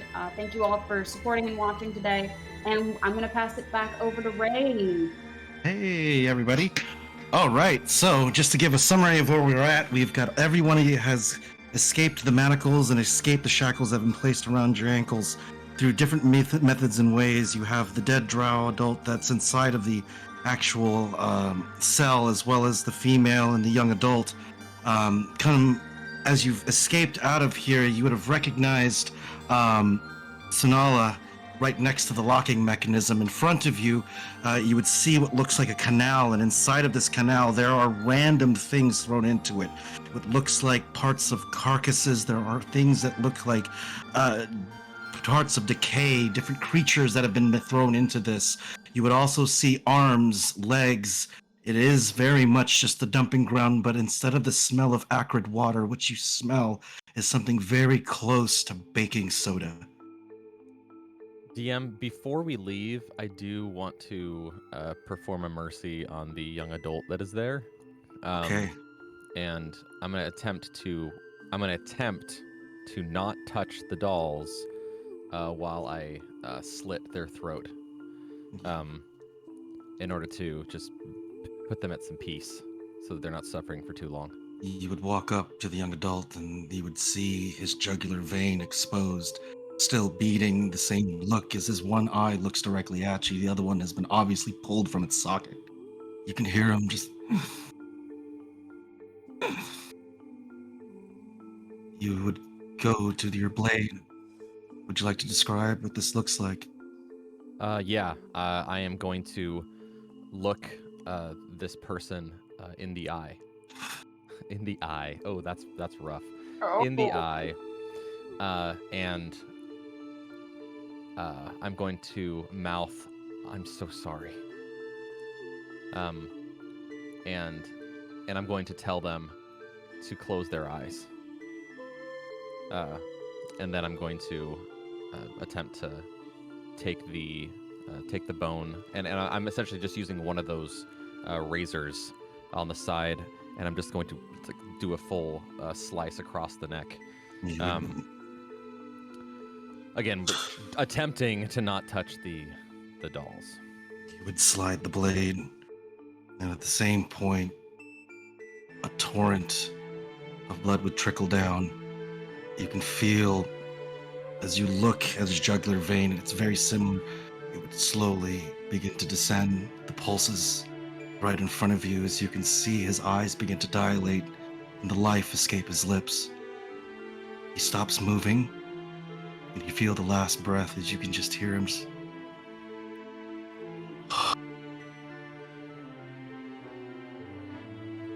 What would the rest of you like to do? I am definitely going to, there's definitely going to be like a tear coming down the side of Callard's face. I'm just going to kind of wipe it away. That, Callard, even in the somberness of all of it, you have to recognize how silent you have to be as you can see this tear. Catch it with your hand. At the same point, you just see the dolls look at you as if they were just waiting for that thing to go into the ground. I am going to use an ability here that is called Insightful Fighting. And I essentially use an insight check against a creature that I can see, and if I succeed, I can I gain some advantages. So it would be my insight versus their deception. Okay. To kind of see how these things are built, how they would attack, like to understand their mode of offense, so that I could counter it. Okay, you ready? Yeah, let's do it. What you got? I rolled a 8 plus 5 is 13. Excellent, I got a 3. Ooh, I was. And you would come up to here. How are you investigating? Like, are you interacting with it? Are you touching it? Like, are you just looking at it? What are you doing? So it just says that I just have to be able to see them. I've seen them. I've seen them attack this poor drow. I've seen them move about. I'm trying to understand like their quote unquote physiology and understand how they're put together, so that if and when I do strike against them, I can do like it to maximum effect. And you would recognize what sits in front of you is about 2 feet tall, a wooden doll. It has wooden organs, wooden eyes. The teeth look like they are at least human at some point, but they have been placed inside of its mouth. The detail to this doll, there are taste buds to its tongue. You would see tufts of hair and skin under the nails. The way the arms and the hands are completely articulate, even to the point where this thing looks like it's breathing.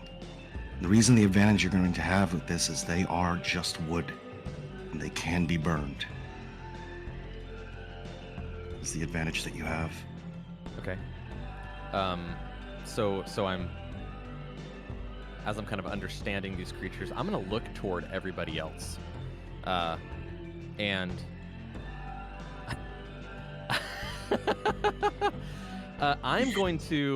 we're gonna do something nutty right now.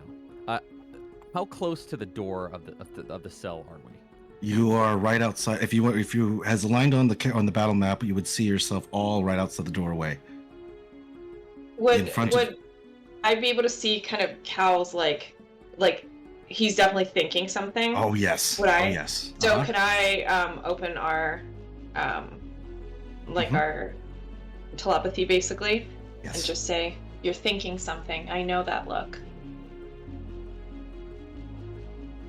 We need to use all of our resources, and these wooden dolls, the wood in them can be used for something, for things down the road. Get ready to close that door. I'm gonna grab the one nearest to the opening and attempt to carry it, carry it with me out the door. I'm assuming it's pretty small.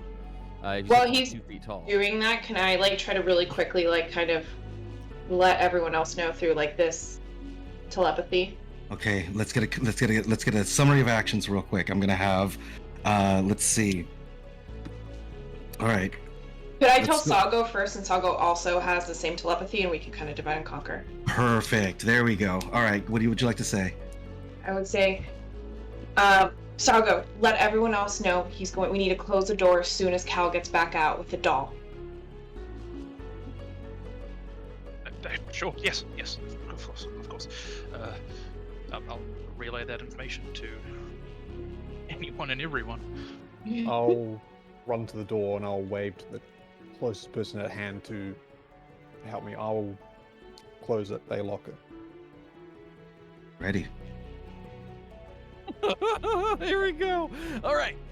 So I'm gonna walk past the dolls, and I'm going to reach down, I'm trying to grab the legs of the dolls, where I'm assuming it's the least dangerous part of them. So the question I have to ask you is: there is a male doll and there was what looks like an older female doll, probably about, I'd say about if you looked at it, it looks very older in comparison to the male doll you're about to, or if you want to grab.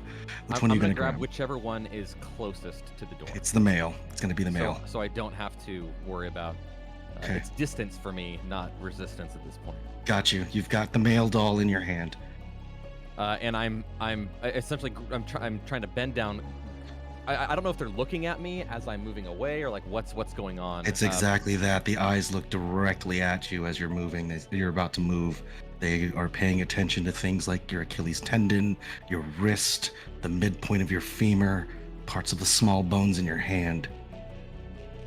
And can I attempt to deceive them, or like essentially them watching me, right? I'm gonna attempt to use some bodily trickery to catch the male off, or the male doll off guard. Okay. With some like false movement. Can I attempt that? Yes. Give me a acrobatics. Actually, it's up to you. Yeah. Yeah. Acrobatics makes sense. Okay. It's like that, or sleight of hand, or something. Yeah. I'll take acrobatics. I don't know. That's a 19. Excellent. Excellent. Sorry. That's a natural 19 plus 6. That's a 25. Nice. So easily, how would you like to describe this? You're going to be able to go ahead and get your action. So what does it look like?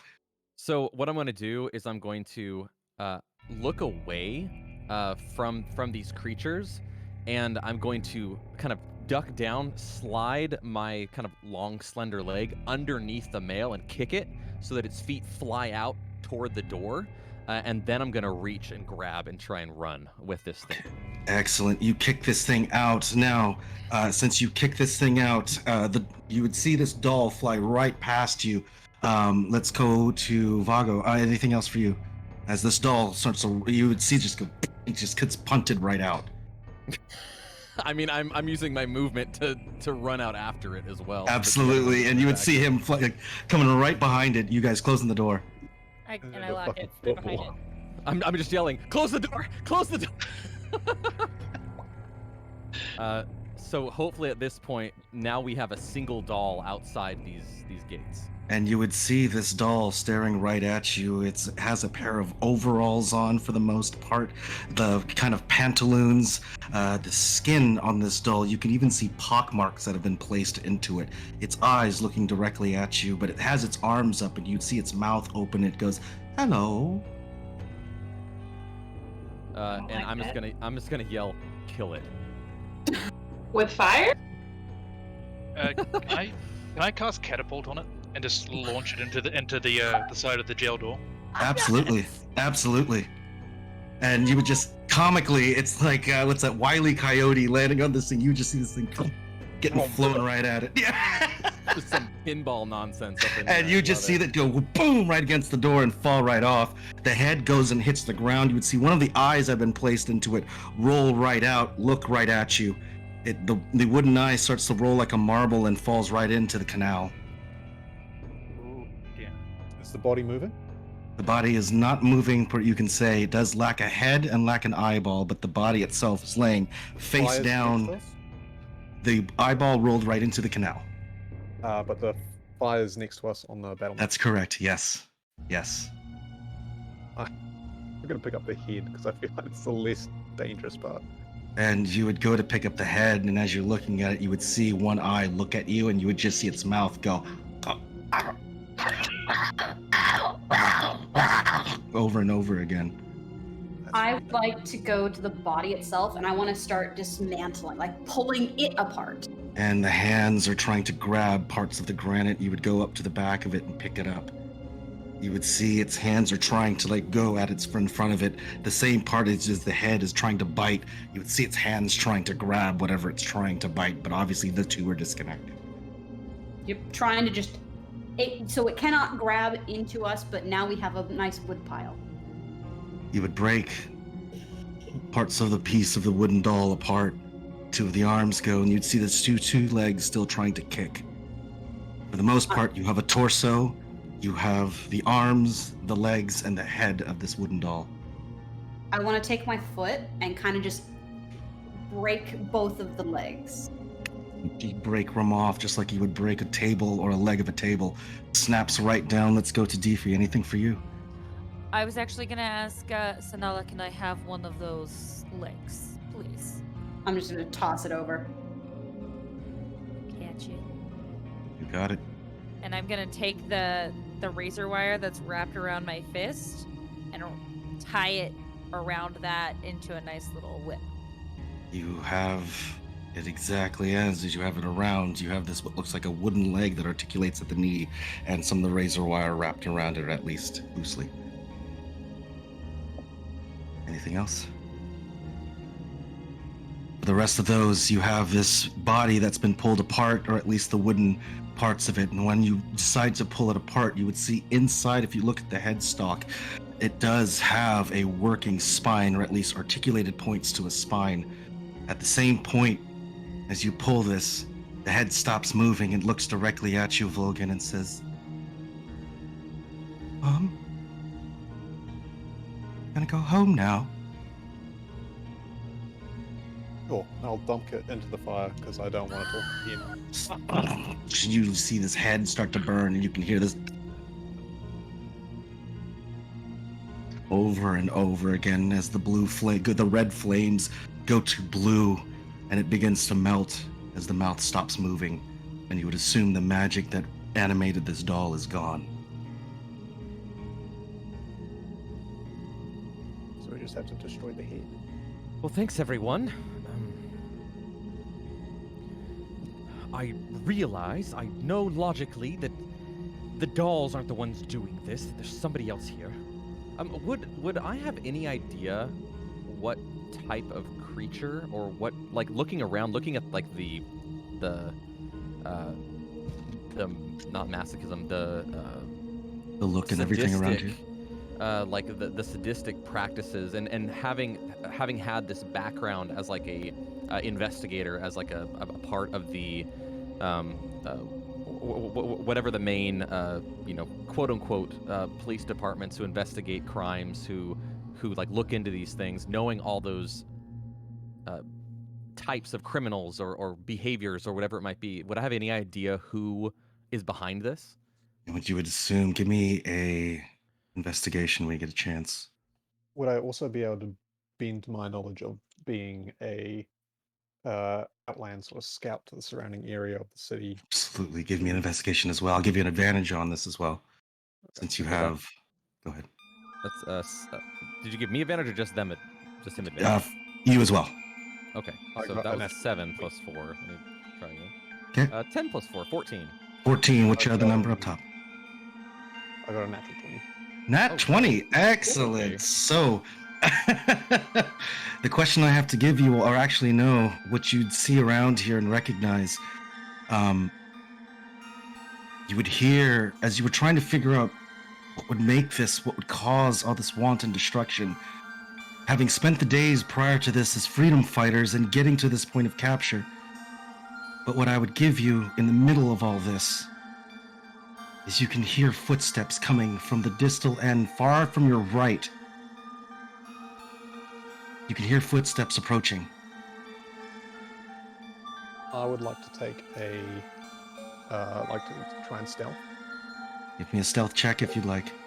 As a quick note, for some reason my computer is deciding that it doesn't like my charger or something. I don't know. So I'm going to go swap my computer, so if I disappear for a bit, that's why. Gotcha. All right. Just preempting things are going wrong. Okay. Anybody who'd like to hide, let me know. For those that like to stay in plain sight, obviously you can do that as well. I'd like to hide. Okay. Yeah, me too. I'm gonna. Okay. Yeah, I'm I'd gonna like to hide too. Is there anybody up top, like anywhere up top I can go?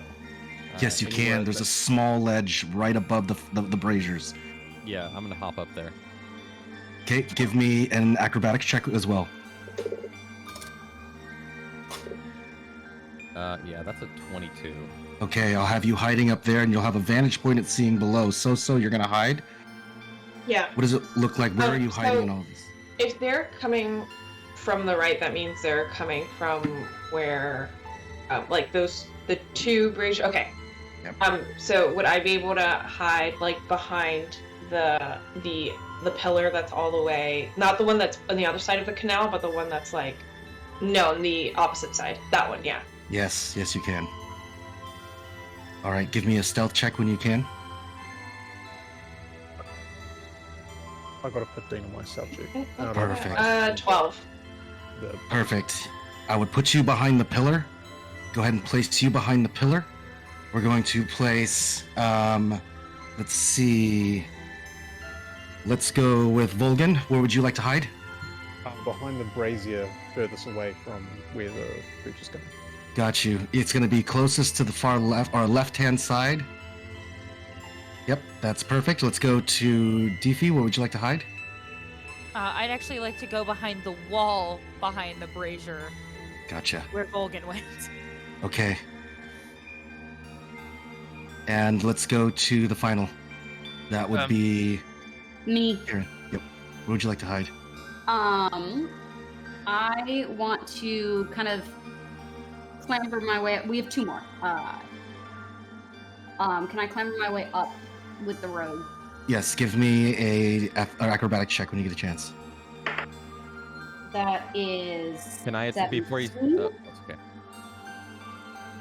17? Yep. Go for it. Yep, I'll put you up to Kieran. Where are you going? The ledge to this canal. How deep is it? If you're going to go to the edge of the canal and see if you can see how deep the water is. Yep. You cannot see the bottom, but I will tell you, inside of the canal, you can see only torsos.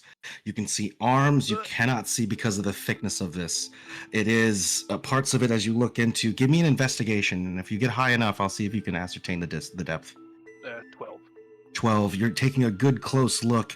About the same point, you would see what looks like collection of fecal matter and whatever that's been put into this raw sewage line. You would ascertain the depth of this thing to be at least 5 feet deep. Okay. Well, is there like a lip between like the where we're standing now and before the water? Is there like a No, gap it is there? a clear Straight drop in? right into drop right into it. Oh boy. And that's as you walk up to it, and that smell of baking soda comes off real strong in this area. Deep breath. I'm going in. I need a confirmation that you're going in. I'm going in. Yeah. Okay. Oh boy. Oh boy. Okay. You plunge in.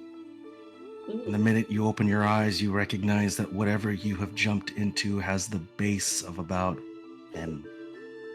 Your skin is almost as it feels like it has been exposed to bleach. Almost immediately your vision goes out. Sorry. You take a deep breath as you can feel genitals, your legs, anything below into the water, slowly being eaten away by this liquid. What would you like to do? Can I get to the other side of the canal?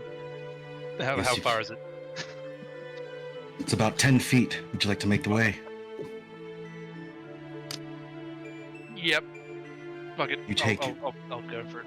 You take 10 points of what you would assume to be acid damage as you make your way across. You can feel your ankles beginning to burn and eventually gets to the point where you can't feel anything. You take another 5 points of damage as you get across the water. What would you like to do?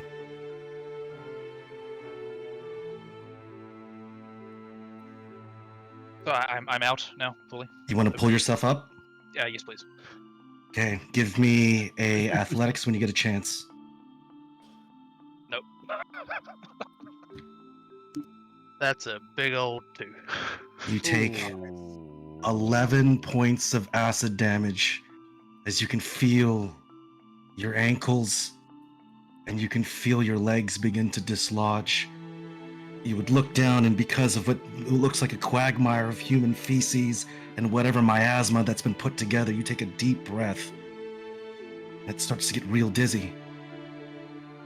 What would you like to do? Oh, I am unconscious. As you give me the first death save. Yep.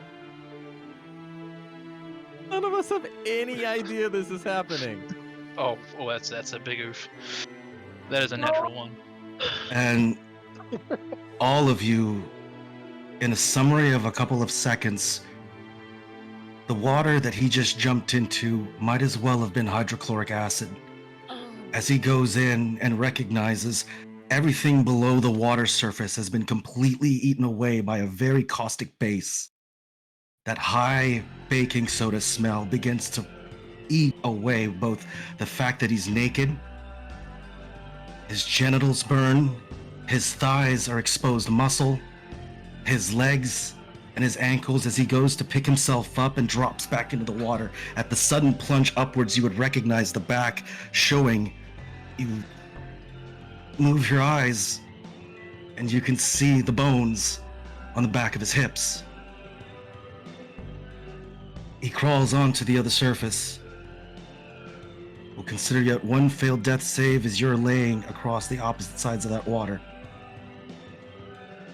You've got half your body plunged in. You would assume your legs are all but useless. Your torso below, I would say, what is all left right now. There's barely ever any presence that even shows you have hair at this point. The other players, as you see your friend jump, you hear the footsteps. The question I give to you, scream or cry, or slowly lay down. I'm gonna start crying. Very loudly. And in the silence, this is what you hear. As a drow, as one that has fought with you side by side as a freedom fighter, as one that has misty-stepped and used the arcane knowledge of what he has in front of him, begin to tear and break. And you hear the cries echo out. And at the same time, you would go for it. Would I be able to break cover and try and make the jump across? If you'd like to break cover, let me know. You would assume those footsteps of whatever that thing is going to see you. Mm-hmm. Your call, but you would recognize he's still moving, at least his arms, but they're more or less a nervous twitch. You can tell by his legs and whatever shows of his hips, anything below the waist is gone. I He's try still to on. grab him as he runs away. I'm going, fuck it. Would you like to let him go? Or hold him? I'm gonna hold on until I can't anymore. Okay. I'm not Go very ahead and sure. give me an acrobatics if you'd like to try to run and jump this canal. That is a 18. You run. You make the jump about 15 feet and plunge about 5 feet exactly from the air or from the opposite side of the ledge. As you can feel the same burn, you're going to take 6 points of acid damage, but in front of you, you can see your friend. I will attempt to get onto the other ledge and drag him out. As you go to the ledge, you're going to take 7 more points of acid damage. Mhm. Give me a strength roll to see if you can pick yourself up from this ledge, or athletics. That is a 13. 13. You go to pick yourself up. You begin to bring your arms up, and you plunge right back into the water. As the same thing as you recognize your right foot completely gone. You get one more chance at this. Go ahead. Can I assist if I'm crying? Am I conscious enough to assist? If you'd like, I'll give him advantage on the roll. I'm gonna look over to Sinala and I'm just gonna say, idiots! What are they doing? There's a 17. Give me up. Give me up. And at the same point, I have a question. You go to bring him up. You're on the opposite side. You would see your friend that's inside of the water. His eyes begin going to the back of his head. Both of you are covered in this muck. You are at the opposite edge. What would you like to do? Have I dragged Sago out? Give me a strength roll and see if you can bring him out.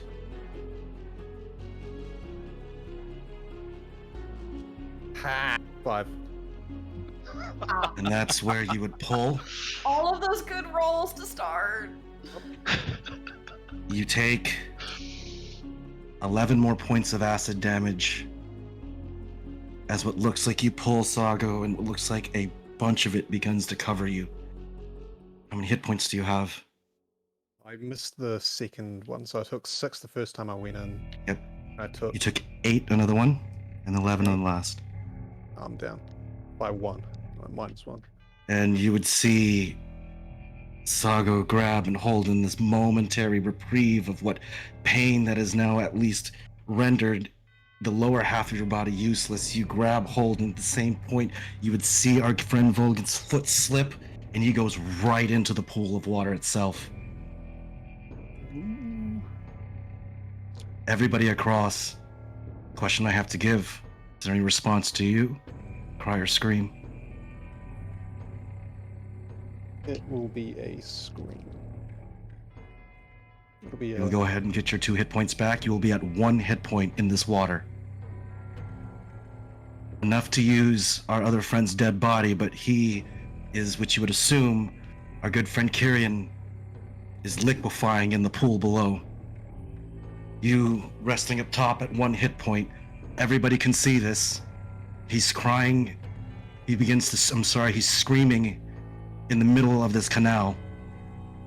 Does anybody reveal their hidden points before those footsteps come? Or will you leave your friend in this canal to burn? Leaving him.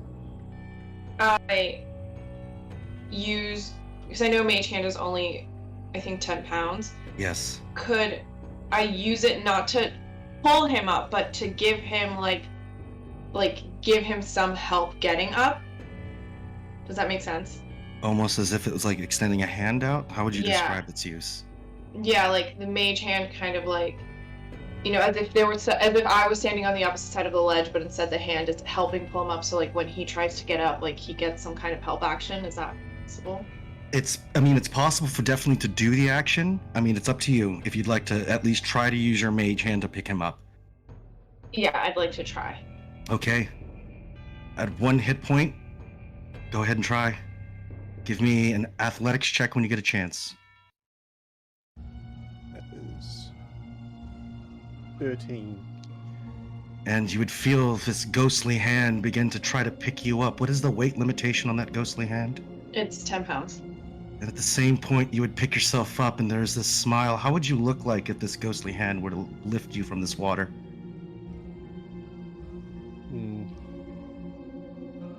I would think it's Sargo's last attempt to get me out.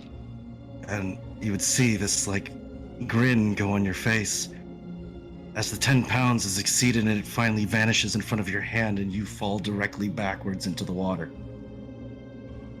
At the 10-pound capacity, you take 10 points of acid damage, as what looks like the ghostly hand is there to try to grab and let you go. And at the same point, you go down into the water, and before your corneas are completely burned in half and completely liquefied, you would see your friend Kyrian's body down there, just looking at you like... And the bones begin to brittle as 2 lay in the canal. The others had chosen to hide. The silence comes, and you can feel the footsteps and see what looks like a female walk towards you. She looks all but 9 years old. Oh, hell no. And you'd hear her yell, "Hello? Hello?" And she would walk down. Is there any actions for anybody as the silence goes and you can hear the 2, or at least you would have assumed the 2 of your friends now, completely liquefied in this canal?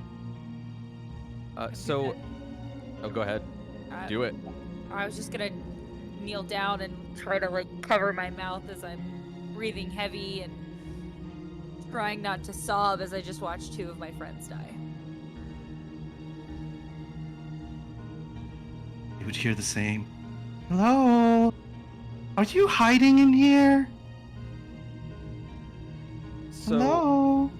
are there is there any like pretense for this person, for this little girl, like to like obviously this is no place for a child. So I'm trying to. Is the child clothed? Yes. And what you would see this child, as you look at the appearances, the bracers are slowly coming into focus. This child is wearing a very elegant white gown.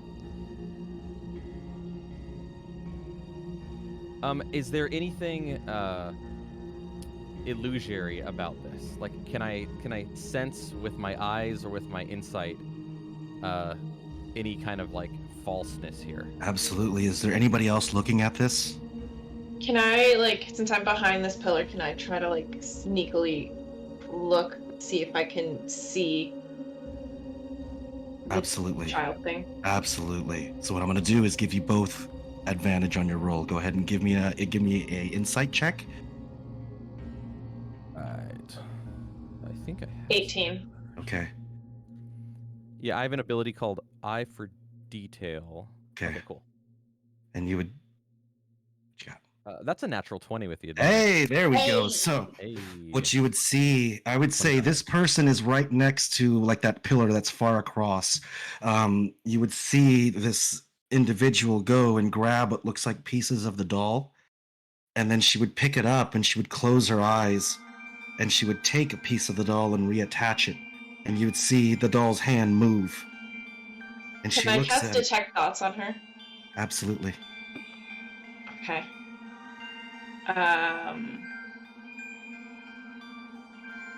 Yeah, I don't think she needs any kind of.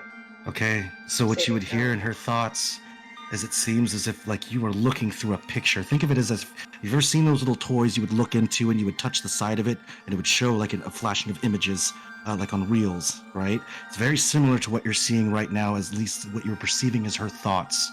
You would see a little child look at you in the middle of a room, and she would stare at you and she would say, "You're not supposed to be here." I don't like that. What's your name? Just quiet, just trying to like stifle like fear, basically. And she would take this wooden doll in front of her and you would see her almost putting it together as if they're parts and components, and she looks at this and she goes, "There, Dindor, you're all back together." And she adjusts what looks like a little bow on it and puts it back down, and you see this doll look right at her and open its mouth, just click and turn around and walk back to what looks like another cage. And you see this little child look over and she starts to head her way towards the prison cell. And you'd hear her just go, "Hello?" Is there she anywhere? So I'm with that natural 20. Yes. Insight. Can I get any more information about like does this just look like a normal little girl? Like And clearly she's acting creepy, but is there anything else about this girl that would mean, oh, this is unnatural, this needs to end? And you would look at her, and other than the fact that she looks like a 9-year-old child with brunette hair, ivory skin, I mean, it looks almost as white as alabaster for the most part. The innocence in her eyes, the way she moves, it's almost as if the things around her are natural, but she looks at the dolls. And you would see her turn into the cell, and she looks at the dolls and goes, "There you are! I've been looking all over for you." So she's inside the cell right now? She would look to me walking towards that part of the cell. Did she unlock the door? Or is this a different cell? It's the same, and you would see as she touched the door as if she was able to open it, and the lock itself seemed to glow with what looks like a blue aura as it just opened right in front of her, as if this door opened to her own will or her own command.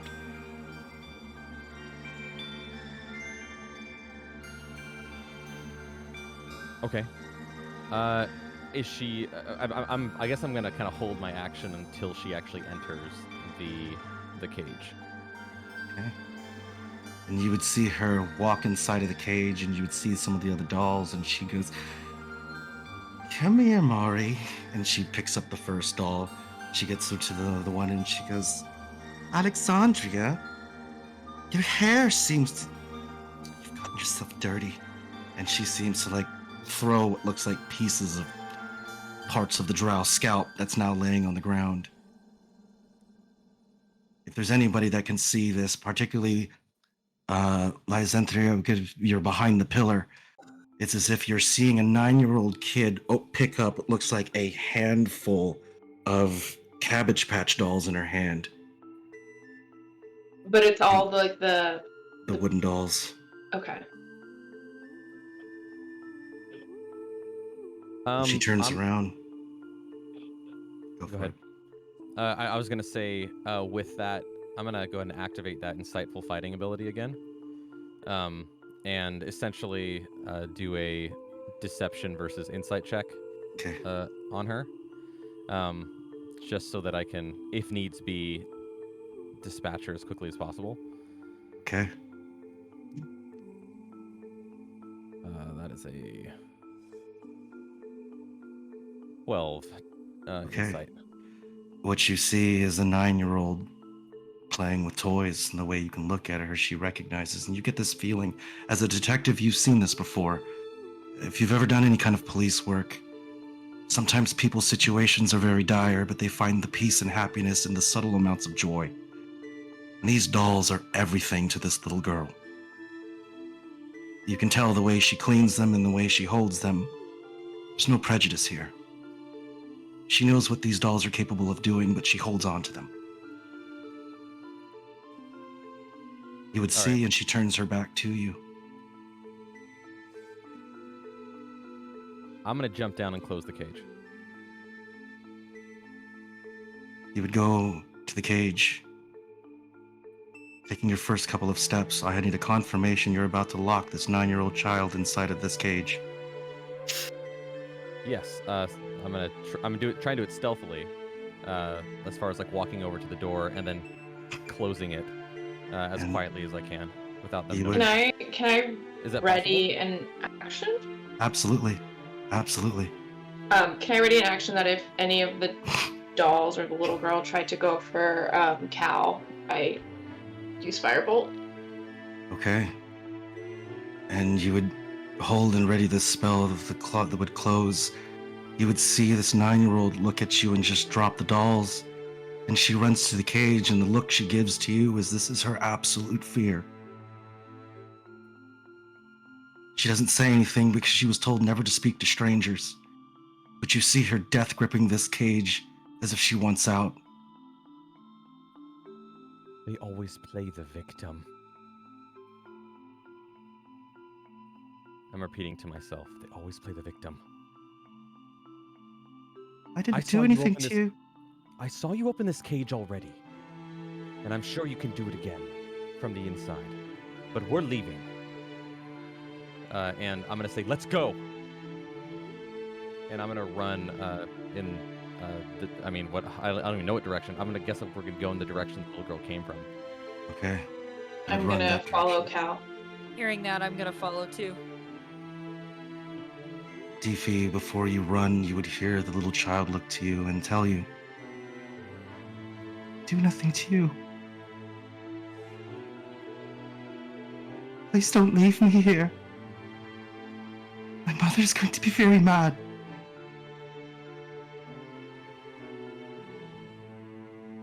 I'm sorry. Keep going. As you leave and run. Anybody else? Running. Let's go to, as you run,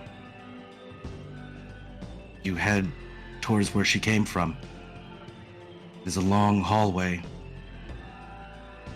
You can hear in the distance the subtle cries of a 9-year-old child locked in a ghoulish nightmare surrounded by the dead bodies of the drow.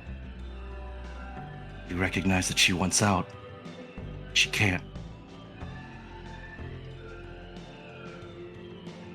If ever there was a reason for Mari to hate, the people that locked her into this thing. As you can see, as you run, as you move down the corridor, which you would recognize, directly across, sleeping, would be an individual that's sleeping on a desk.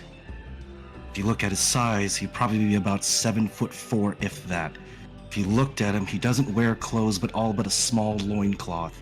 His legs very obviously infected with elephantitis, as you can see the parts of the skin folds that go over his what would look like cankles at some point. The smell of him would be more offensive. As you get a good whiff of this and look at him, he would just lay there. And your freedom is all but a couple of feet from him as a projectory door. The door itself, bars. Simple lock mechanism, as you can see in the handle there. What would you all like to do? Still have the manacles, correct? Yes, that is correct. Can I Princess Leia Jabba him? If you like to- take them and try and choke him out. Correct. And I'm gonna bring along someone who looks beefier than me. So, let's go for it. You go up, you're gonna try to go around. Deefy, what would you like to do? I'm gonna get my my Blood Curse of the Muddled Mind ready to go. Okay. Let's go to Lysanthia. What would you like to do? I'm gonna ready Mind Sliver if that creature wakes up. Okay. And finally, last action, Scout, what would you like to do? I'm gonna go ahead and get kind of work my way around this creature with Sinala. So Sinala has the manacles, and I just pull out these bloodied bone razor wire monstrosities. So the question and I it- have to give... Oh, go Go ahead. ahead. It's The, fine. the question I'll give to you is, since those that are positioned, you have those that are directly across, you would have this individual sleeping. You would hear footsteps that are coming behind the gate. Okay, the gate that's in front of you that is marked for your freedom, you can hear footsteps coming that direction. Maybe one, maybe two. At this point, it sounds like a gathering of maybe 3 people. You would also look at this person sleeping and recognize that window of opportunity is narrowing. What would you all like to do? We need to Can I leave. quickly look over this creature and see if there is a if there's like a key, or can you just simply open the door? And if you looked at it, he's got a key, but it's all but like right in front of him. It's not attached to him, it's just on the desk itself. I'm gonna grab that. So I'm You gonna have put a dagger away and grab it. You have it. Is there any way for me to sneak a peek out the door? If you'd like to look and wait, it's dark back there, but you would assume that if they can see you, you can see them. That's just the assumption before you make any rolls. Are there any lights inside of this room? It's a lone candlelight that he's put onto his desk. So if you think about it, it's like taking a teacup light, trying to light up a garage. So that's about the minimal light that you have in this situation. So if there's no light inside of this room and there is light in the hallway, I should be Yes. harder to see. Correct. I'm gonna attempt it. Hell I'm gonna yeah. attempt to peek my head out. Give me a stealth. 14 plus 8. Okay. So that's a Nice. 22. 14, you would assume. Anybody else, any actions? Let's go to Lysanthia. Anything for you? So we hear like footsteps approaching from Correct. the door. Yes. And then we also have this guy who's sleeping. Okay, I'm gonna change my tactic. Oh boy, okay. And I'm going to ready. I'm gonna ready magic missile, but have one missile toward the creature that's sleeping, and then the other one toward the door. Okay. Let's go to Deefy. Anything for you? I'm gonna take my my makeshift whip and wrap it around my other wrist and pull a little bit to imbue it with my my Crimson Rite, my Rite of the Dawn. Okay. What does it And do? just get ready. So that as a bonus action, I imbue a weapon to strike for 1d4 extra radiant damage with an additional 1d4 damage versus undead. I have resistance to necrotic, and my weapon sheds bright light out to a 20-foot radius. Okay. Sanala, as you stand behind this thing with what you look like you had your manacles ready for it, does that change anything hearing the footsteps, or are you staying in position? Where are the footsteps coming from? They're going to be coming from the exit itself, as if something is approaching from the exit. I'm going to. How high is this? And then does there look like there might be a ledge above the sleeping person that I could? It doesn't necessarily look like there's a ledge above it. If you look up to it, the wall goes straight to the ceiling. The ceiling is about 10 feet. Is the rock wall like solid in terms of like smooth, or are there like handholds that I could go shit up? I would say handholds. Most of the rock is rough hewn, so you'd have pieces that jut out occasionally. All right, I'm gonna try and monk my way up and like hold on like a spider. Okay, give me an acrobatics. Let me know what you got. Nat 20. All right. Hello. Hello. I will keep you there. These are too good. They're too good. Don't monk shit. The door opens, or what seems to be what looks like the gateway opens, and you would see 3 drow walk in, and behind them would be more of these jailers, some with meat hooks on their shoulders, some with displays of what look like different body modifications. The one that gets your attention is one that has the neck or just the skin pulled all the way down and held with fish hooks. You would see them look to the drow, and they would push them forward to go into the prison. But one of them that catches your eye, there is half of his face that looks very much human.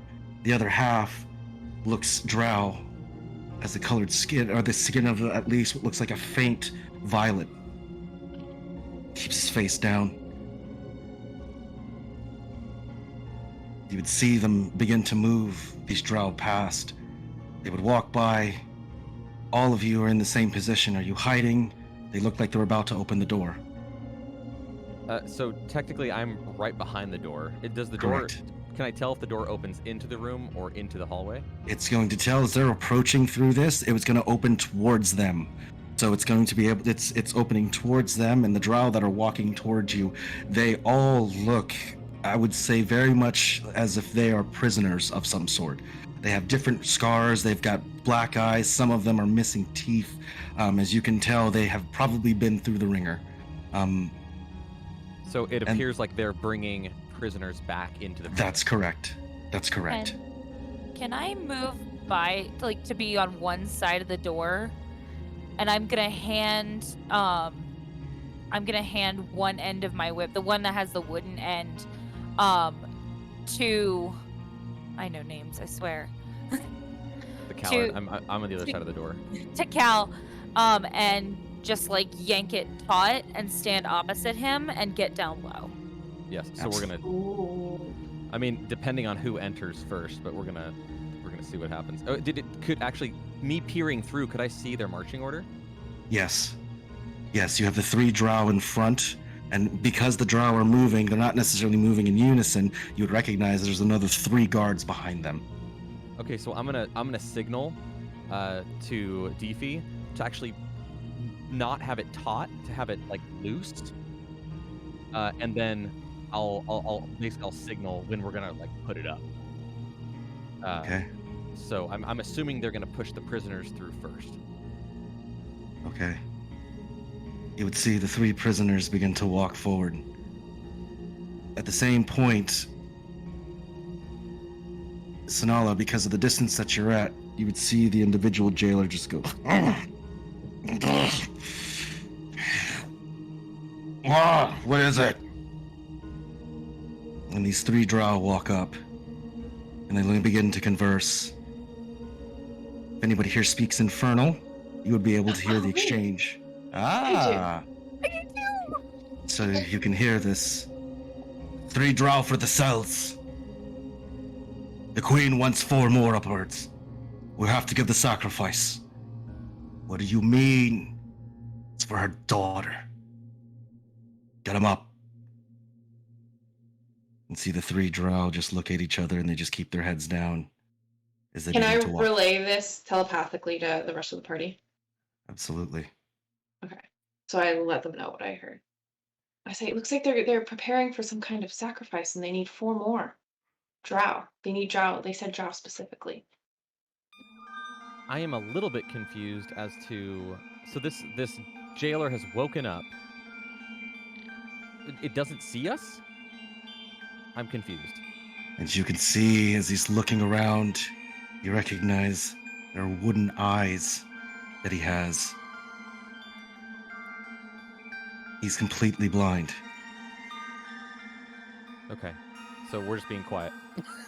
We're just being dead silent. Extremely quiet. After getting through exactly all of that, all of you refuse to move. But you would recognize the drow see you, and they begin to get closer to kind of keep the guards behind them. You'd see the one that looks like he's half drow begin to back up. And I'm gonna hold my fingers on my lips, and I'm gonna point to the wire so that because I'm assuming I'm talking to the prisoners, right? The prisoners are close, and I'm gonna point to the wire and say, "Step over the wire."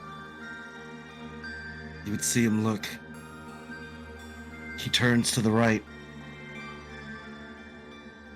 You see the other 3 drow make their way above the wire. What would you like to do? We're waiting on the jail. Does the other jailer look like it's coming in? They would look like they come in, but they are not blind. Sure, So you but we're hard 90 degrees on either Yes. side of the door, so they shouldn't see us right away. Correct. As they would see the first one begins to walk, he begins to about to walk through what looks like the doorway. And we're gonna pull it taut and try and trip up that jailer. Okay. He falls directly onto his face. Yes. Is the other- this a really big jailer, or is it the half drow? And you Jailer? would see the 3 drow themselves wouldn't necessarily, but the person that lands onto the ground is a very emaciated, looks like a 70-year-old man. He turns around, he's got what looks like very small eyes and very small frame glasses. And he almost like he's shocked to see you out of your cells. I take my daggers. I'm gonna drop the wire. No, actually, I'm gonna take the wire and I'm gonna jump to the same side as Deepy to try and tie up his legs, and I'm gonna try and signal to you to jump to the opposite side as well. I do just that. So And now, the wires are crossed, right? So they're kind of holding his legs. correct, he And- would have him go right across, and as a simple point of you 2 jumping, because this is the wire that you took from the prison cell, it would give a little bit of resistance when you jumped, but when you landed, it's like a scissor, and it cuts both of this guy's feet right off like that. And it did radiant damage too. Go ahead, and what you would just see this person looking down at it, and he was just at a stunned confusion. The other 2 that are behind recognize that they have not seen you or detected you. They have got rawhide around their eyes and on their mouth and chains around their necks. They seem to be more of laborers that would have moved more drow in, but this jailer itself, he's got no feet and he's looking directly upwards at you at this sudden cause of, I would say, a surprise. You have 1 action before I'm going to have you roll initiative. What would you like to do? I'm gonna silence this jailer with my terrifying daggers, if that's possible. Absolutely. How would you this look like? You're standing up top of him. He's obviously, his feet are completely cut off. What would you like to do? I'm gonna drop. I'm gonna take that wooden doll piece, step on it with my foot, jump on this jailer's back, take both daggers, cross them, and just pull around his neck. to see if I can just finish him. Give me an attack roll when you get a chance. You're not gonna believe it, but that's a natural 20. I'll take it. And give me your Oh my damage and God. double that out. So am I using two daggers on this? I mean, I'll just use one. It's fine. Okay. Okay. I'm sure it'll be okay. Crit damage. Roll this nonsense. Wow, I rolled all ones. So 6. 6 points.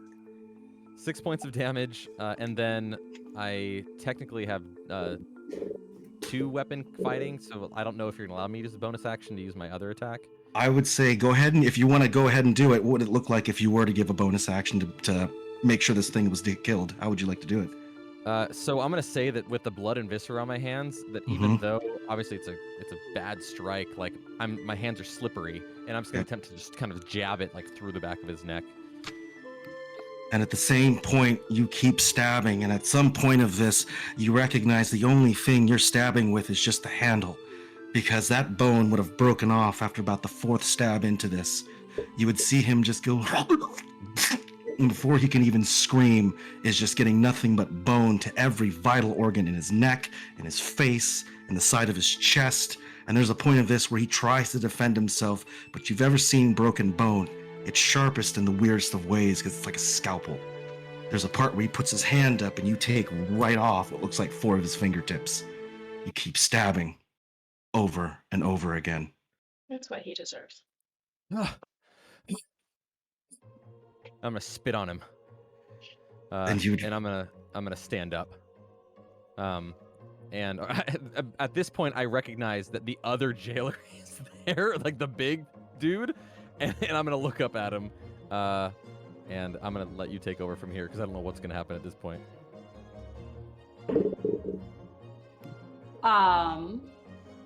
As I'm right above the jailer and the things, can I drop down and just pummel the fuck out of them?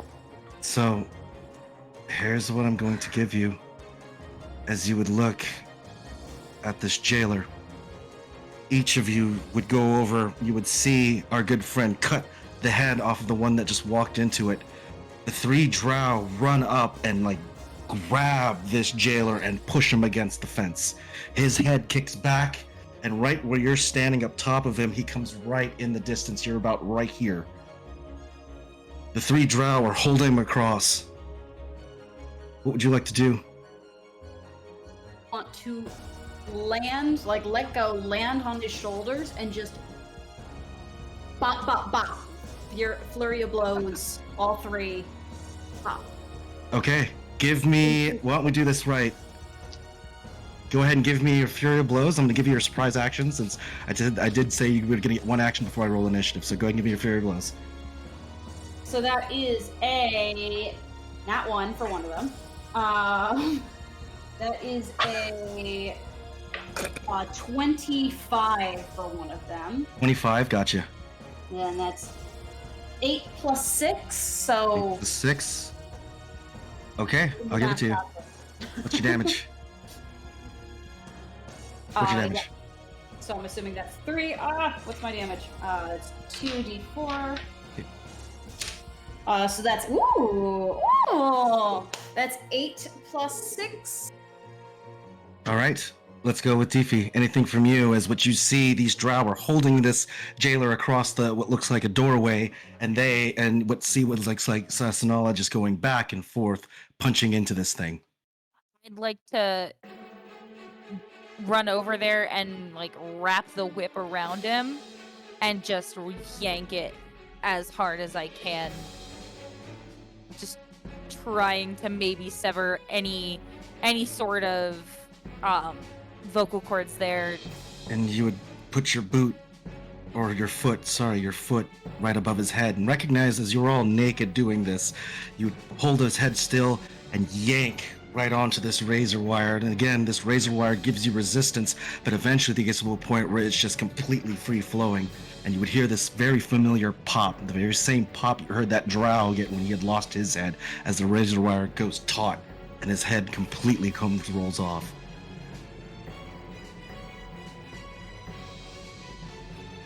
That a Whoa. short. Okay. This jailer is laying onto the ground. Let's go to Lysantheria. Is there anything you'd like to do? As you'd see this laying on the ground, you would have your friend holding above it and just kind of yanking back on this razor wire.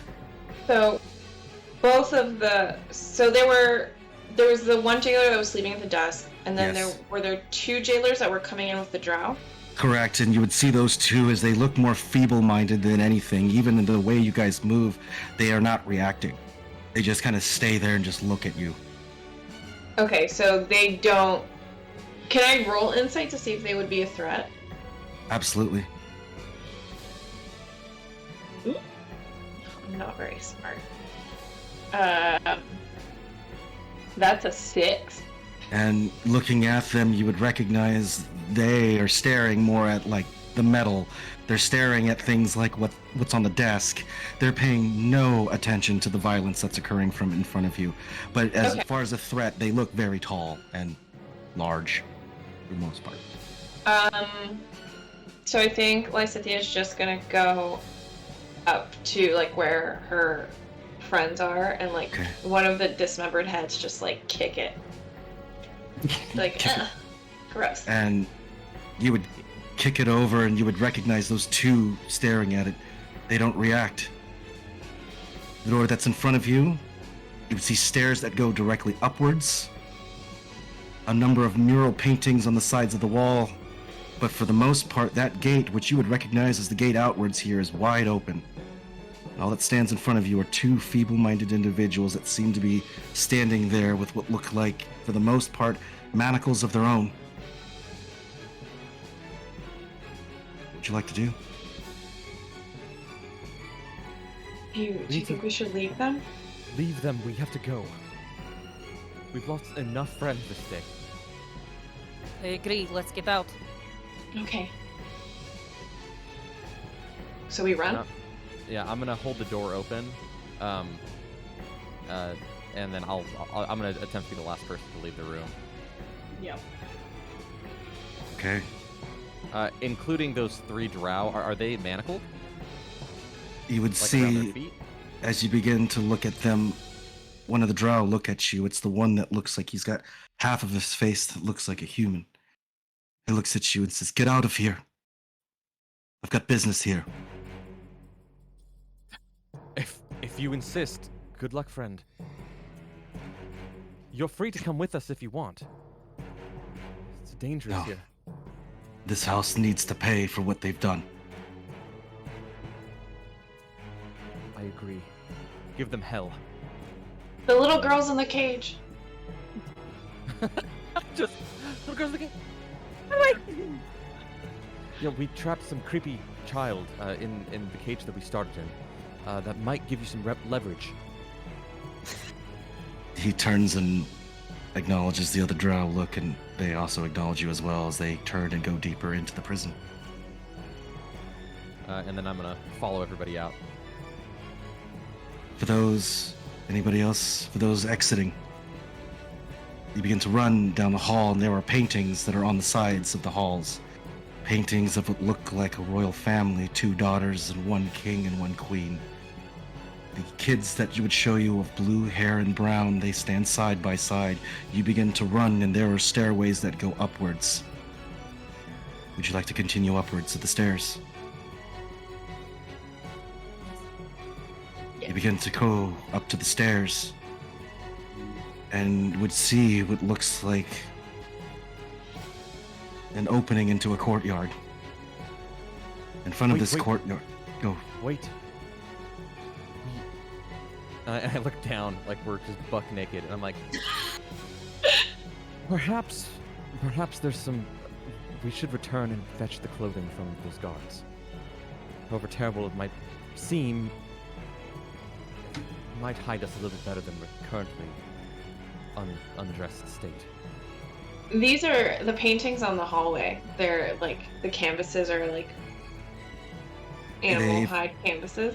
Exactly. They're made of animal hide. It looks like they've been painted on. At least it's made of like a very classic 1600 era paper for the most part, or tapestry. I'd say, give me something sharp. I'll hand her one of my daggers. And I put the paintings and make close. And you begin to I'm wrap with it. yourself. The parts that I would show you as you cut the paintings, things that I would show you is that there is a top layer to this painting.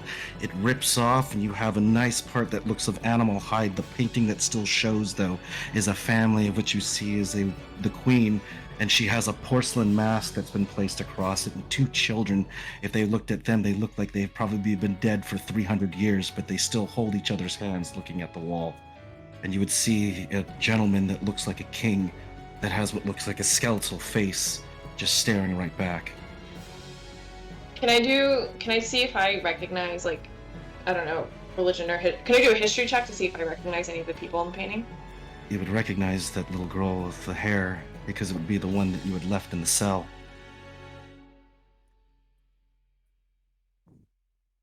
Oh well, I'm close now. You have this tapestry that's wrapped around you. As you see the daylights, or at least what looks like daylight in front of you, what looks like the exit, the entrance to the courtyard, not revealing yourself, but looking. There I are... give Cal back his dagger. The dagger. There are... what looks like nobody. It's an open field. But you can tell from the distance of this, you see a tree. A large tree. It looks like an oak tree that has its arms or the limbs of this oak tree go straight upwards, and the part that changes is because of what pointed. If you've ever seen like a banyan tree, the roots of it have as well. It is about almost a quarter mile wide. Whoa. And this thing is at the center of what looks like this exit. Do we recognize this place? Do we recognize this courtyard? As you look around, you do not. I guess we just go. Sprint. As fast as we can. Don't look back. Yeah. Ready? Ready. The final actions for tonight. Let's go to the Lysanthea. Your final actions of freedom.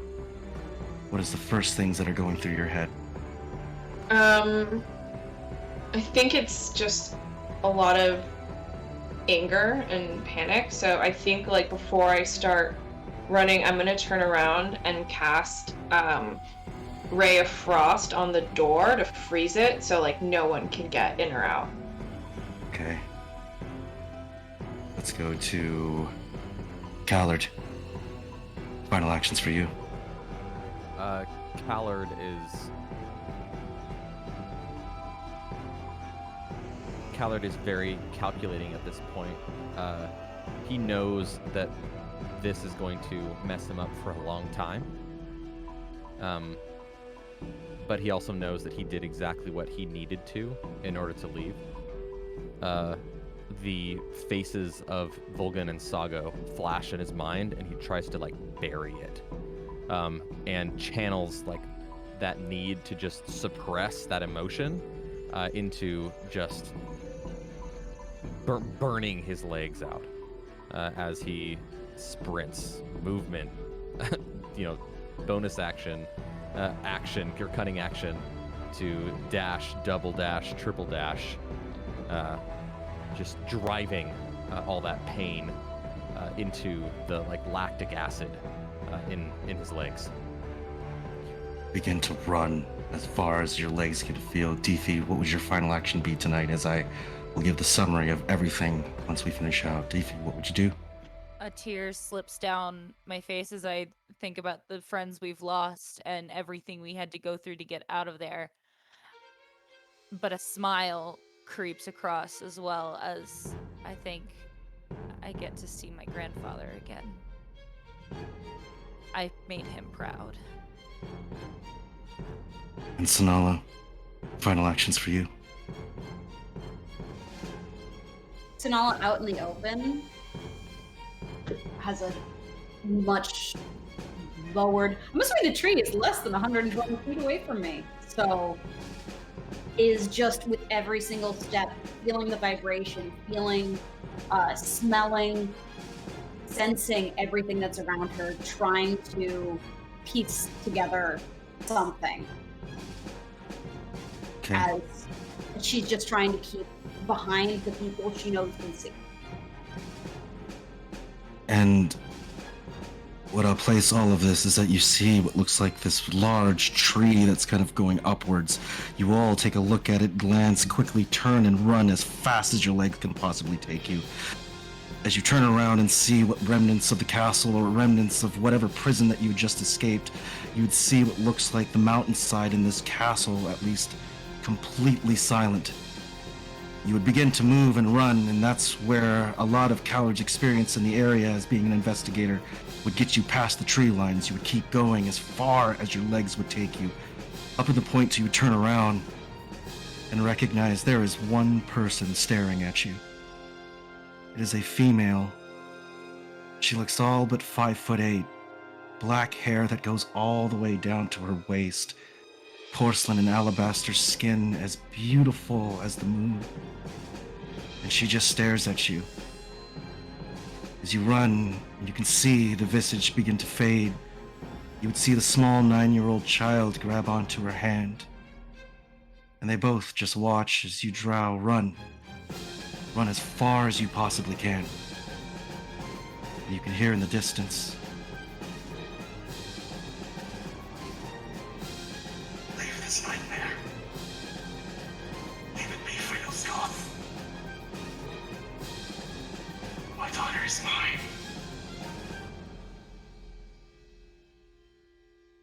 And that's where we will end it tonight.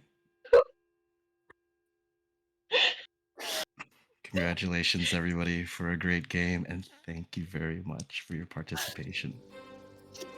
I'm gonna compose myself for a second, and then I'm gonna talk to all of you out there. Thank you, Ray, for an amazing session. I'm gonna turn off this very intense music. Stop! New commands. No, stop. There we go. I fixed it. Well, thank you to all of you for tuning in. That was an amazing session. Thank you, Ray. Thank you to all of our cast members. You were all amazing. Much love to those we lost along the way. Super brothers. That was intense. Brothers. Okay, wrapping up, being in host mode. Okay.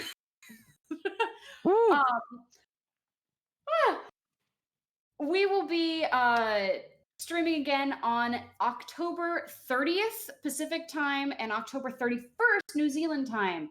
Because again, we will have some Kiwis in the stream. It'll be our Halloween session, so another spooky session, probably a little less intense, but Halloween session nonetheless. Thank you to everybody for coming. Thank you to all of my participants. You were all amazing. I appreciate all of you for taking the time to come and play with us. And I will see y'all on the flip side. Good night.